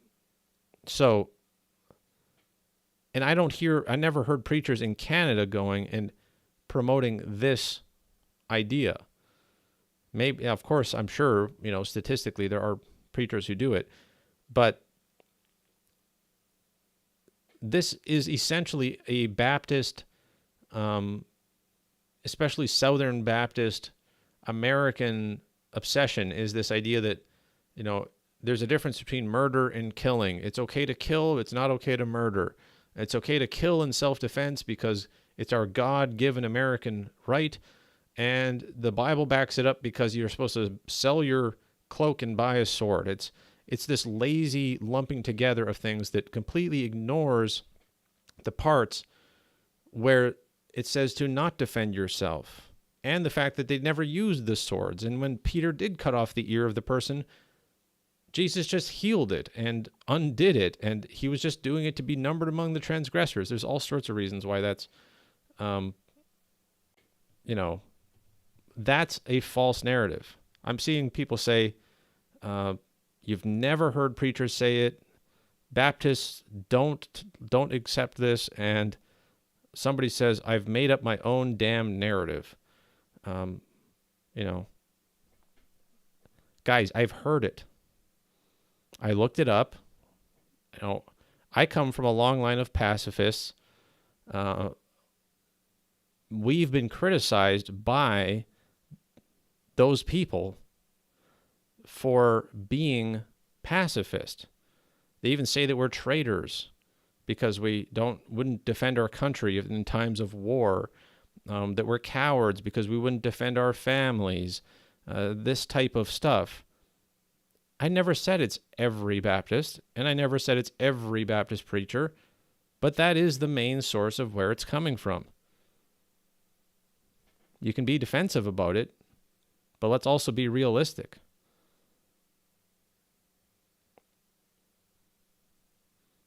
Well, there's Americans here who are upset with that, but that's okay. And Cindy says, to be fair, it's not every Baptist preacher in America. Yeah, no, I never said it was. You have to generalize if you want to have any sort of coherent conversation, just like how you could talk about Catholics generally, pray to Mary, and they have this, obsession with Mary. Does that mean every single Catholic does it? No. But that is the general thing, and that's where it comes from. America was founded by a bunch of gun-owning pioneer Christian types from different denominations, Quakers and Baptists and whatnot, who believed in defending their property. They enshrined it in their Bill of Rights. They're the ones that push it. They're the ones that join the military. There's all these Baptists in the military who believe that there's no contradiction between joining the military and being trained on guns and having guns at home and being a Christian who believes the Bible. They don't think there's any contradiction there. So, I'm getting told here that I have no idea what I'm talking about. I guess they're all pacifists down in Texas, and the preachers that I've heard preach on it, the super popular preachers, they're not representative of anything. I'm being told that bad guys don't follow God's law, and they have guns, and Jesus comes back with the saints and his sword to give his wrath. Yes, that is the final judgment of evil on earth. So, I don't know, guys.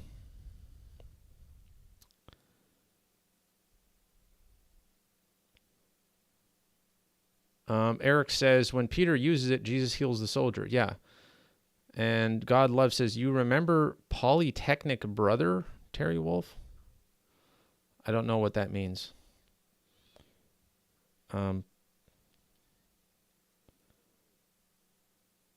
So I don't know if somebody's talking about backbiting here. I don't know if that means that I'm backbiting or whatever. I'm just telling the truth. And I know it's the truth. I've seen it with my own eyes. I've heard it with my own ears. We have prophecy conferences here in Canada, and speakers from America come to Canada to tell us their ideas, and they comment on the differences between the cultures. It's a well-known thing in Canada, and especially among the Mennonites where I'm from, that there's a difference. Amish, Anabaptist, Mennonite Christians are pacifists, and American evangelicals in a lot of these different circles have and support the idea of gun ownership, not for hunting, not just for killing animals, but to defend themselves. And they're doing it right here in the comments. But then they're denying that that's the culture. So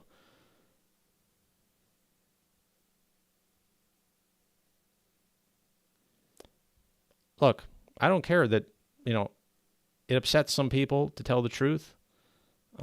It, unfortunately, and they're also exaggerating that I said it's every single preacher and every single Baptist in the world says these things.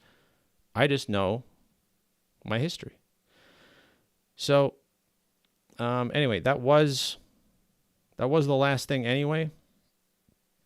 And user 62 says, you must care if it's upsetting you. I care that I'm being falsely accused of stuff, but, ultimately that comes with the territory of confronting, false teachings, popular sentiments, very popular for Americans to promote gun culture, and Rodriguez says, I'm from Texas and I agree with you. After all Jesus went through, he still forgave. Love conquers all. And user 38 says, live by the sword, die by the sword. User 26, I am indeed in Canada. And Jesus Walk is just slandering me left, right, and center, so they get blocked. We're not supposed to be, dividing over something as stupid as, are you allowed to kill people with guns? Jesus is clear on that, and you don't have to attack me because you don't like it.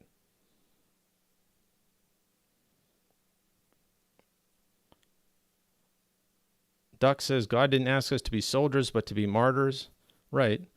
And User 62 says, Texas doesn't speak for America. Well, who do they speak for? They speak for Texas, and that's what I was referring to. I know America's a big country. We always are going to, I hope you realize that every country has outstanding cultural landmarks by which people, it affects other cultures. It affects other countries. So their beliefs trickle into, especially with the internet, trickles into Canadian culture. And, America exports a lot of its beliefs. They have military bases all around the world, and their soldiers go out and they have an effect psychologically on other people. People see that there's, Christians in American uniforms with rifles in their countries. These ideas get around, and it's a stereotype that it's, just the Southern Baptist, but that stereotype is based on at least a historical truth, and it was promoted. And those of us who have a memory and have lived long enough to see them say these things, we know that there's at least a contingent that loudly defends that right, that American right. Okay. God Love says, the school in Montreal, the killing of 14 women, this madmen. That's the Polytechnic school. Okay. I guess you're talking about, because it's Canada, there was certainly crazy, psychotic people in Canada, if that's your point. There's evil people everywhere.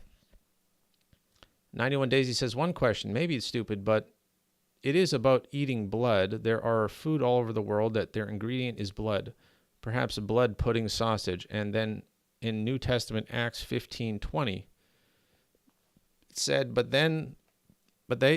that we write to them that they abstain from pollutions of idols and fornication and from things strangled and from blood. Is it about ritual eating blood or blood and food?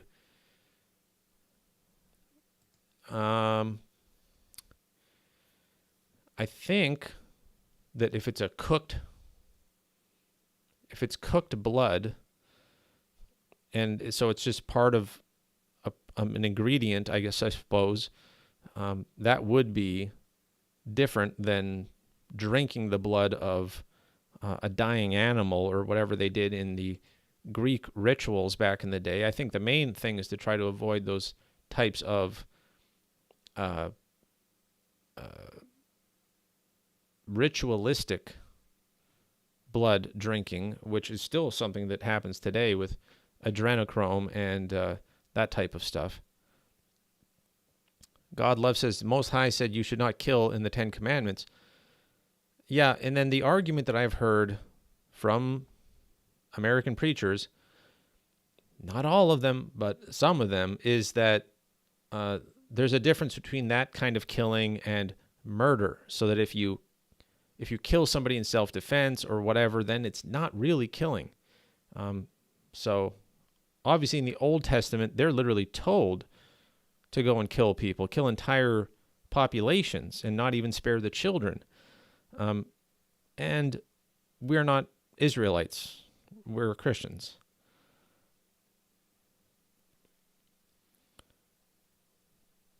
And I think the same thing. I don't think of myself as a Canadian, and I hope that, American Christians don't think of themselves as American first, and that their Constitution, which, I'll give them credit for having an interesting and effective Constitution, a very pragmatic Constitution. That doesn't mean that it's at all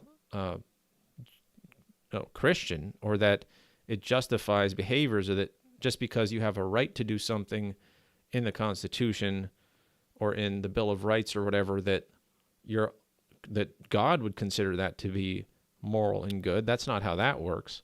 So we still have to have the highest standard of the Holy Spirit and Jesus' example, and the disciples who also didn't defend themselves, and most of them were martyred. Bailey says, I think Americans love to associate the Second Amendment with Christianity and are opposed to anything going against it.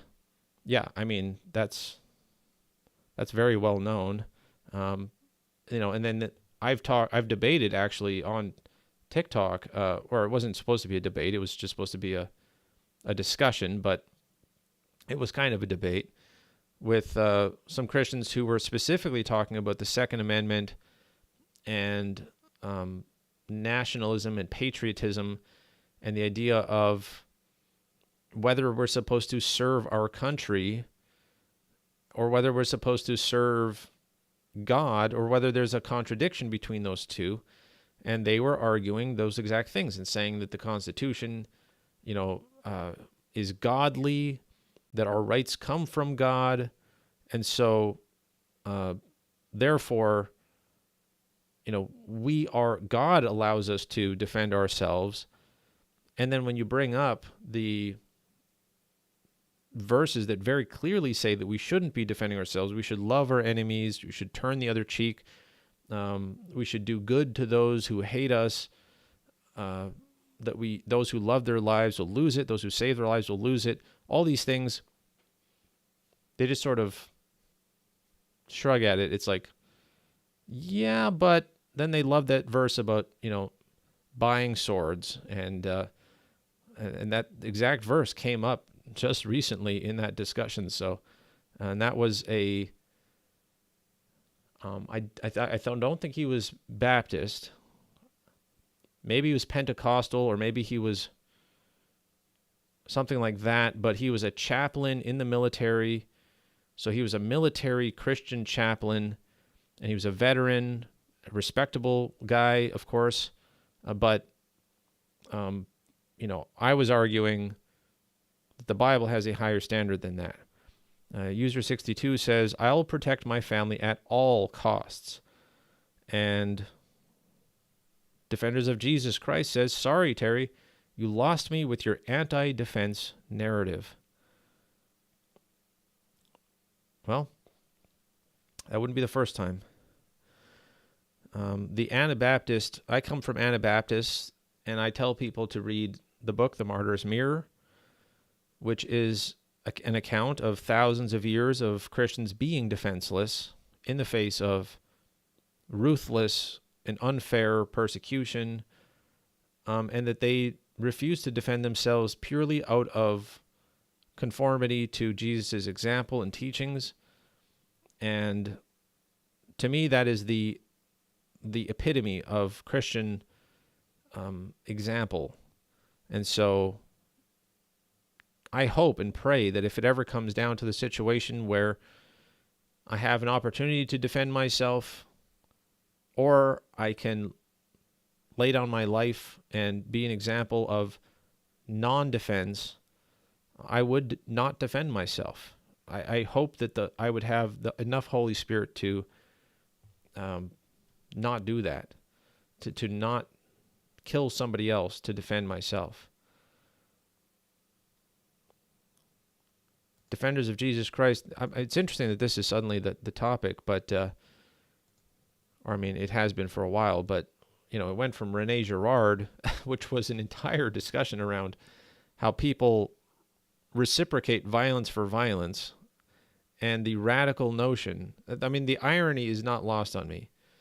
Rene Girard's entire book is based on the idea that human nature without Christianity tends to be about returning evil for evil and defending yourself and seeing threats as being something you have to attack.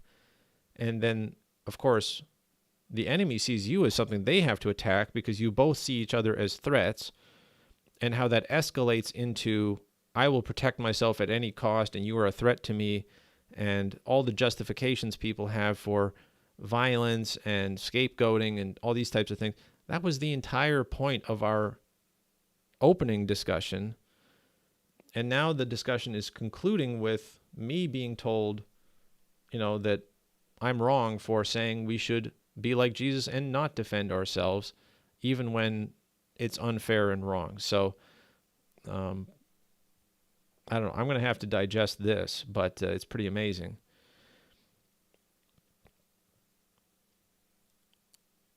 Gladiator says, L.A. is the city of fallen angels. It is Sin City. Does America get judged as a whole? Or Las Vegas is Sin City. Does America get judged as a whole?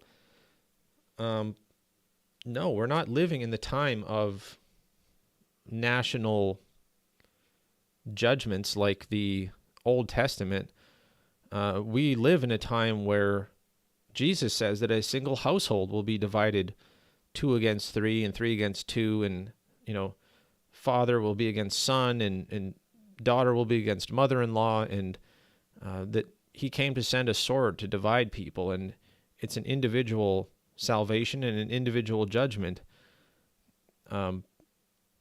Ultimately, Babylon will be judged, and prophecies will be fulfilled on it, but I don't believe that America is Babylon. Of course, User 62 says, you'd just watch, referring to, I think, if my family was being attacked or whatever. No, I don't think I would just watch. I think I would do what I could non-violently. And in that case, the Martyr's Mirror has examples of Christians who watched their entire family get tortured and murdered in front of them, and they didn't fight. They prayed. They encouraged their family to think of the next life, to think of the fact that they are going to go to be with Jesus. They are going to be saved, and to basically have courage to lay down their life. And then, of course, the man gets tortured and killed as well in the end. And it was a complete defeat for the Spanish Inquisition, who was trying to get them to recant and be afraid and scream and run and fight back and have all these natural instincts kick in. And instead, they stood their ground and they were pacifists, and it was crushing to the morale of the mercenaries who were doing this to them, because when you do lay down your life, it exposes the guilt in the heart of the other person so much more that it actually has a profound effect on everyone around them, not just on the person who's perpetrating the crime.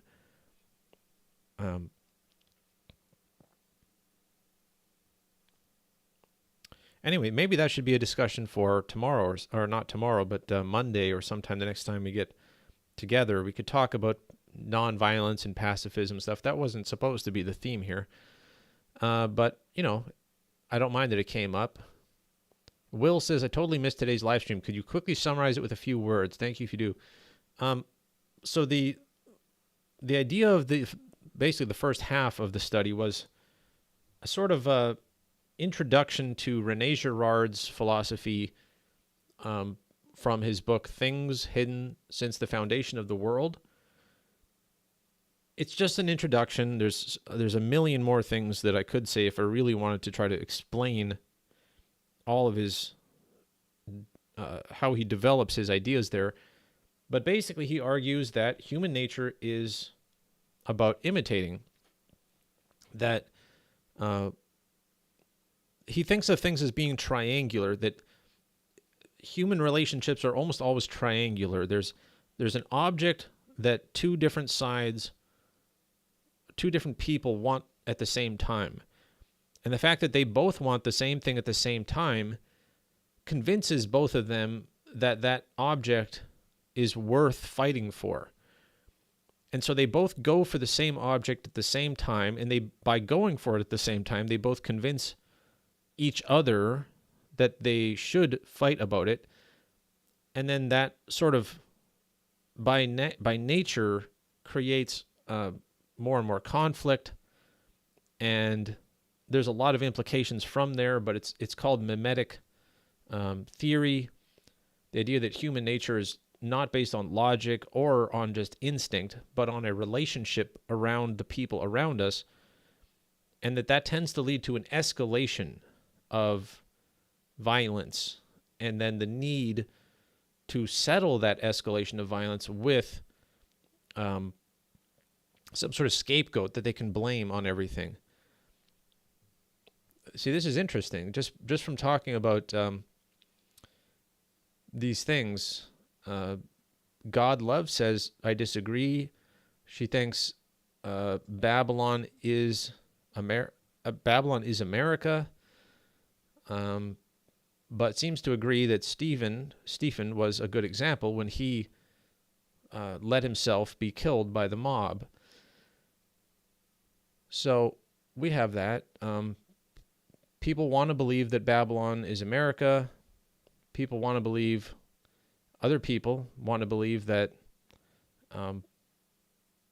Jesus was teaching that we are allowed to carry fatal weapons and carry them around because he said that he had to be numbered among the transgressors, and they ignore that part, but they want to believe they can carry weapons and kill to defend themselves, even though none of the disciples actually did do that. Eric says, God is the ultimate judge. Vengeance is mine. If we truly have faith in God, we trust that he is a fair judge. Yeah, and the judgment comes in the afterlife. It doesn't come in this world. Will says, very interesting. I will definitely have to watch the live stream in full after this. Also, great work on the latest episode of the Not Done Yet podcast. Well, thank you for checking out the podcast too, because I really want to get back into the swing of that. And I did a pretty deep dive into the mark of the beast and how what we're seeing today in society reflects the mark of the beast already being in effect. So if you guys are interested in that, check out the Not Done Yet podcast. User 62 says, as a man, it's my job to protect my wife and children. Okay. I'm not your judge. And I personally hope that if a Christian man was ever put in a situation where he could defend his family by killing the perpetrator, that I absolutely would hope that God would forgive him for that, and that would not be considered to be murder, and that would not be considered to be a violation of the teachings of Jesus. I hope that, okay? So I'm not rooting against you. I hope that's also clear. God Love. Yes, Rene Girard is a French author. I think he might still be alive. He's very old. He might have passed away recently, but I saw some stuff from 2016. He was still doing lectures. One Grateful for Grace says, lay down your life for Christ and innocent. And Ben says, sheep among wolves. Yes, that's also, we're supposed to be harmless as doves. That's one thing that Jesus says. Guys, we just have to make this a separate study. This is actually one of my favorite topics. This is why I'm a little bit frustrated that it just kind of got squeezed in at the end, is because I'm actually such a big fan of discussing pacifism and nonviolence and Bible verses that I was hoping it would be a simple conversation to tie up the Rene Girard piece, but instead, it became very disjointed because I was trying to quickly generalize some things, and then obviously some people, I wasn't careful enough with how I said it, and so then it triggered a negative response, and then obviously it wasn't very smooth. So I apologize for that, but we can have the full discussion yet. Joshua says, I've never heard these takes before. Very refreshing. Well, I can teach you the traditions of the Mennonites and the Anabaptists, and we've got a long story of we're still here, we're still alive, but our people have been massacred by evil people, and we avoided conscriptions, we avoided wars, and we're still here. And we're still trying to teach people that it's possible to exist in an evil world without reflecting it back, and defending our right to defend ourselves, but instead saying that our hope is in the provider, in the God that protects us and will give us life. If somebody takes our life, he will give us life everlasting. So Rodriguez says we can all agree to disagree, and I have respect for everyone's perspective. I have a respect for a perspective as long as people have thought through the verses. If it's just an inherited cultural thing because you grew up in a society where that's the norm, I think one of the basic responsibilities of a Christian is to question the culture they grow up in and say, is this actually conforming to what Jesus taught, or can we do better? And so as long as there's a search for truth and a willingness to question the assumptions of our culture, I respect that. And like I said, I'm not the judge of anyone. If anyone here did end up killing somebody in self-defense, I don't want to be the person who decides if that was justified or not. I would hate to be in that position. God knows the heart. God knows what he meant. If you have the Holy Spirit should be telling you something as well. Thank God that I am not the judge of people. But I do want to at least bring up the alternative to that sort of popular sentiment of justified self-defense and violence in response to violence. Will says, maybe talk a little bit about the economical state of the world sometime next week. Governments collapsing, world banks declaring bankruptcy, and inflation. Christians need to be biblically prepared. That would be an interesting one as well. It would tie in with what I said on the podcast, certainly. Savage Ghost says, what's your thoughts on America being ancient Egypt? The tree only found in Florida used to build the ark, etc. I don't know what you're talking about there, but I'm going to go ahead and say America is not ancient Egypt. Maybe that's a hot take.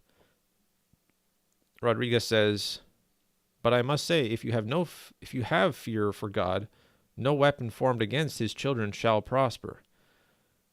Well, if you take Jesus and the disciples as an example, the weapons that were used against them were very effective. They died. And yet they're not effective at all if you keep in mind the afterlife. So that's the whole paradox of Christianity, is that we win after we get killed. Some people I don't think are ready to hear that. Bailey says, your traditions or way of thinking is not above God and what he says to be right. Right. And so, hey, I grew up, my area of Canada is pro-gun. And if I was just going to make policies of how to create a pragmatic, healthy society, I would tell people you have the right to defend yourself. And I think, I like Switzerland. You're actually required to go get military training and required to have a rifle.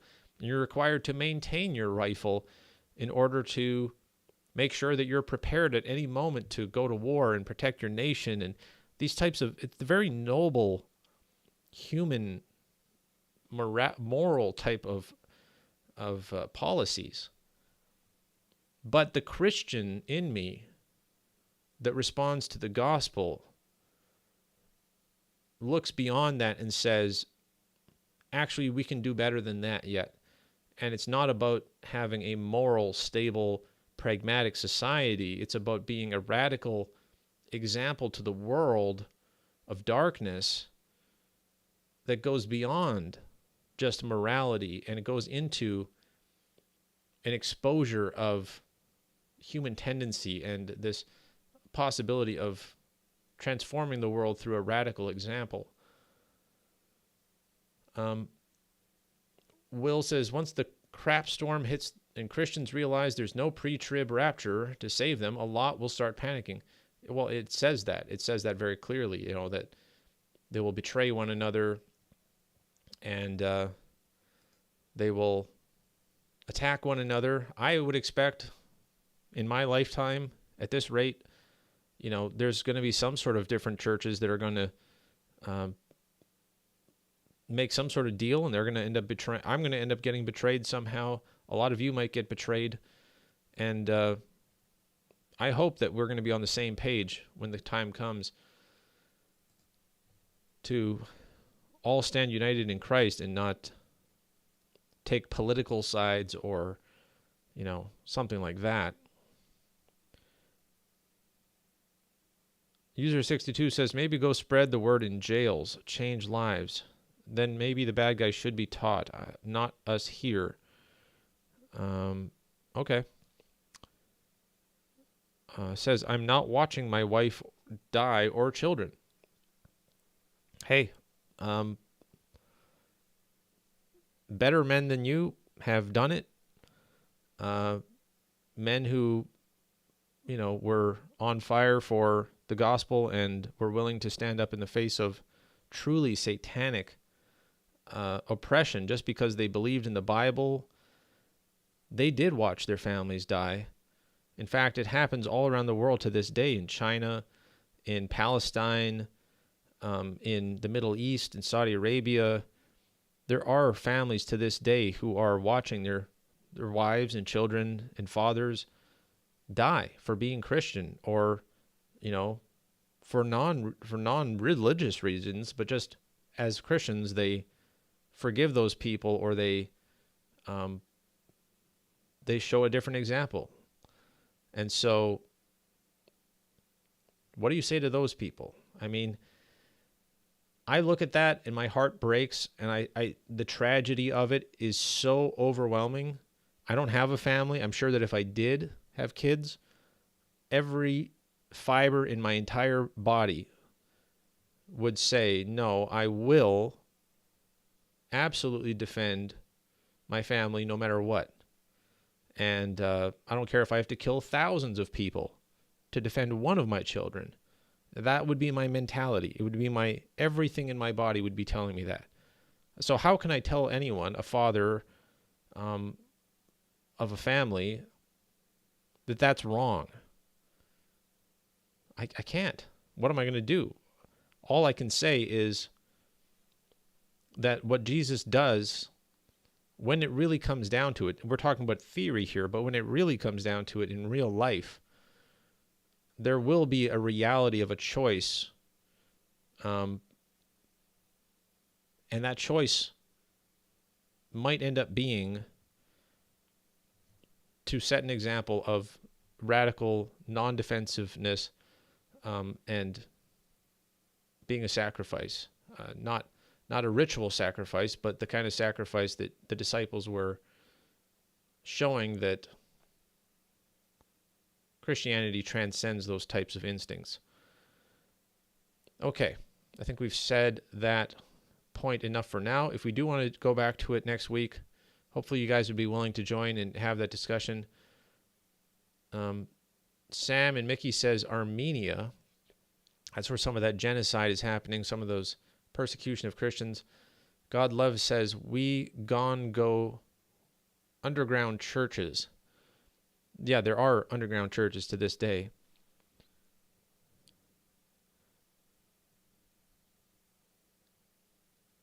Duck says, my husband would know that it's my dream come true to die for Christ. That's an amazing statement. I don't want to get into it now. We can get into some other time, but the stories that, if you've ever looked at the stories of people, who've actually gone through that kind of thing and witnessed it, Paul Washer is one of them. The example of those people who don't defend themselves, and it rings throughout entire cultures, and it makes such an impact. It's so amazing. It's so heartbreaking, though. It's hard to talk about. Hummingbird says, what should those of us do that are not good with words, not good teachers? Well, there's things you can do that don't require teaching. You can volunteer for things. You can try to help those who are good teachers. You can be just a good example in your own community. You can pray. You can, a lot of people who are good teachers are not that great at praying because they neglect it. So there's a lot of things you can do. If you're good at singing, even some people are really not good at explaining themselves, but they're good at singing or playing an instrument.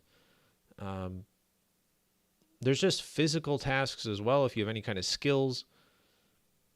And again, just the willingness to be a volunteer in somebody else's ministry or something good that you notice, even if it's not a Christian activity, a Christian ministry, if it's just a service of some kind that is helping people, and you just go do it, and you do it well, you do it unto the Lord, that's a type of service. Just doing a job well, and in the process doing doing good and being a witness for Jesus, that's also a way of serving. And in your conversation especially, I think the conversation is the most, like, you're not good at talking, okay, but try to lead conversations when you do have them, away from gossip and away from evil and towards better subjects, and be an example that way. That's another huge one. User 38 says Gandhi collapsed the British Empire with non-violence. It was a big part of it. The example of non-violence is profound. So there's that. One Grateful for Grace says, my gifts isn't discipleship, it's praying and helping others. And Marty says, be excellent at what is good and innocent of evil. Guys, thank you for the 13,000 likes. I'm kind of surprised we got into a couple of disagreements here today. We didn't actually do justice to them either because we didn't have a bunch of verses that we looked up. That's a little bit of a shame, but these are topics that are always. I've never had a conversation about pacifism, nationalism, or America, whether America is Babylon or not, that did not become pretty heated because these are hot button issues. So maybe next week we will get into those a little bit more. But I enjoyed this a lot. I hope you enjoyed the Rene Girard stuff. Jay says, watching your YouTube is awesome. Listening to your teachers, great. But the interaction I get here is priceless. Well, thank you, Jay. Glad you could join us.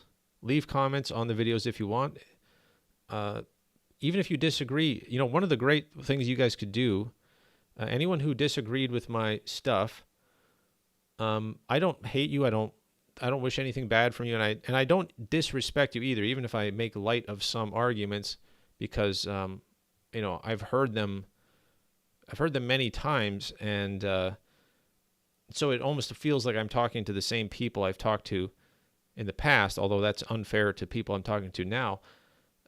Go to my YouTube comment and just paste the verses, the arguments, whatever argument you want to make. You can actually make it at length in a comment there. This chat is very limited, and I will enjoy going there and seeing your argument from that perspective. You can also link me to stuff if you feel like it. I've read a bunch of commentaries on, why self-defense is okay. My YouTube channel is Wolfpox. So you can go to YouTube/C for creator /Wolfpox and you'll get right there. Or you can just look up Wolfpox in the search bar. Or you can use my link tree, which is in my TikTok bio. And then my link tree has links to my books, my podcast, my Substack, all sorts of stuff. But it does also have my YouTube channel. So comments there are always welcome. And there are some types of arguments when they are in the form of personal attacks or something like that that I don't tend to respond to. And but if you're engaging with the actual topic and you have an argument to make, I like to hear them. Jose says, these people that are hating on you right now are not true Christians if they don't see how your lives belong to God and all the hairs on their head are counted. You know what? Personally, I don't think I wouldn't call anything that happened here today, hating on me. I wouldn't go that far, And what I really think is that this is a bunch of people who are passionate about principles. What I get from what I call, this American, I was generalizing it as an American type of, justification for gun ownership and stuff is what I see in them is this importance of the principle of justice, the principle of God is just, God does not want the innocent to die. We live in a country that allows that justice to be carried out. Kyle Rittenhouse and these people who are being chased and attacked, he goes and turns around, he shoots his attacker. In the end, he is acquitted. And I will be one of the first people to say that's a victory for justice. He defended himself and he was not sent to jail for it. That's an American principle first and foremost, because most countries, it's a little bit more nuanced than that. In Canada, you're not allowed to defend yourself that way. And it's like that principle is important to them. So it's not that they hate me or whatever. It's that they want that principle to keep mattering. And, wanting to defend your family, who can possibly, that is, by all human instincts and rationality, a good principle to take care of your family and protect them. The only thing is that there is some more profound consideration of what is possible with the Holy Spirit that might be an even higher principle. And that's a hard argument to make unless you do look at history, you look at verses and whatever. So I don't expect anyone to just believe me or easily accept the alternative view. And again, if I had kids, if I was married, it would be much harder to make that argument. So,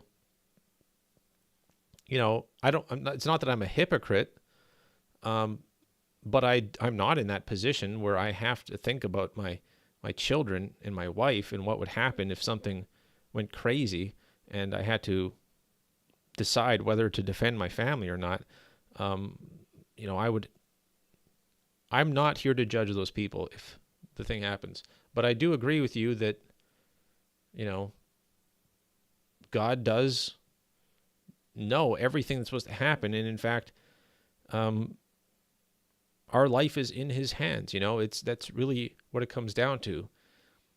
Jose says, if it is our time to die and our families to be murdered, and that's God's will, no gun or amount of force against your enemy will save you. I agree.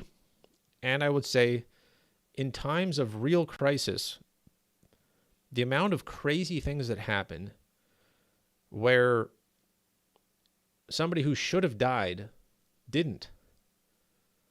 By all accounts, they should have died. horrible car accidents, people falling off of buildings, people being shot, people. I talked to a guy not long ago who was telling me his testimony where he was a criminal and he got into a fight with a U.S. Marshal, or like one of those, I don't know if they're Rangers, but I think it's a U.S. Marshal that was hunting him, and he managed to flip the tables on the Marshal and, take away his gun and point his shotgun at the Marshal and tried to pull the trigger and kill the guy. He was going to kill this officer of justice who was tracking him, and the gun jammed. And it was a shotgun, and it was like the least likely gun to jam. It was a police-issued rifle, the most reliable kind of gun you could basically get. Somehow it jammed, and he didn't kill him.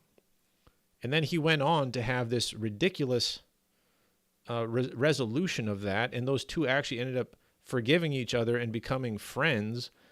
And the guy became a Christian, and he turned his whole life around, and now he's trying to serve the kingdom.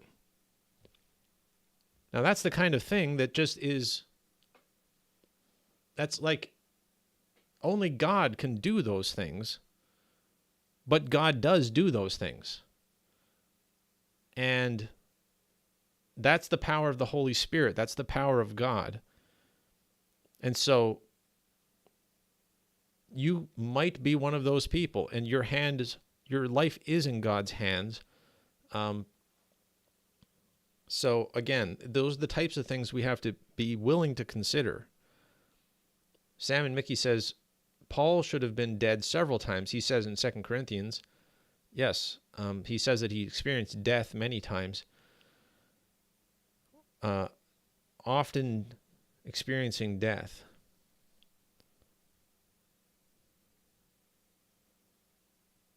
Okay, guys, this is an interesting topic. I think we should come back to it. This is the last live study of this week. User 62 says, once you're married and all, it's very different. You know what? I believe you. I can only say that I've seen examples or read about and heard from examples of people who were married and did have kids and still tried to live out the example of Jesus Christ and not defend themselves. But one grateful for grace is God led this conversation right where he intended it to go. You know, that could be the case. So I hope you guys enjoyed that. I enjoyed it. It was a real conversation. That's what I appreciate. I don't just want to lecture people. I want to be participating in it and have real people push back where and when they think that it's appropriate to push back, and see where we end up. You know, iron can sharpen iron, and I think if we love the Word of God and we're willing to listen to each other, we can become better at making our case, if nothing else. I feel like I didn't make my case very well today, so maybe next time we can. So,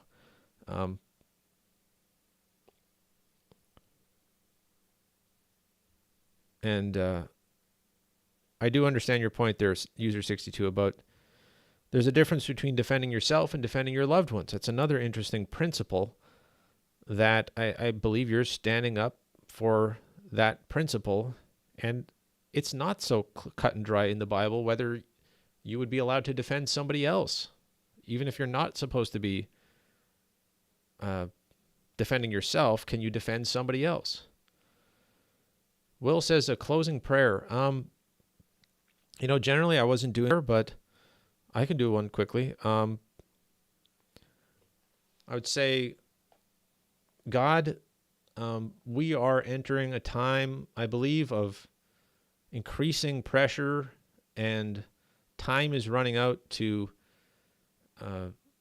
study these things. There's a time coming where we won't have the same luxuries that we do now of open and free communication. And I hope that you bless our studies from here when we go and do our own studies, and we talk to our loved ones, and we search for the truth, your truth, as things become more terrifying out in the world. We're supposed to have inner peace, and that comes through understanding. And you said in your word that the Holy Spirit leads us to wisdom, and that the wisdom of the world, we're not supposed to lean on that. We're supposed to lean on your wisdom. And so help us to see your wisdom and escape the wisdom of this world and lean more and more on your word and your wisdom. And bless the people who are listening to this, who are eagerly seeking out your word and your wisdom. So that is my prayer for today. Thank you all, and I will see you guys next week.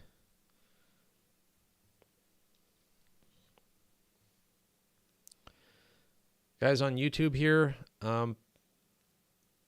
thank you for watching.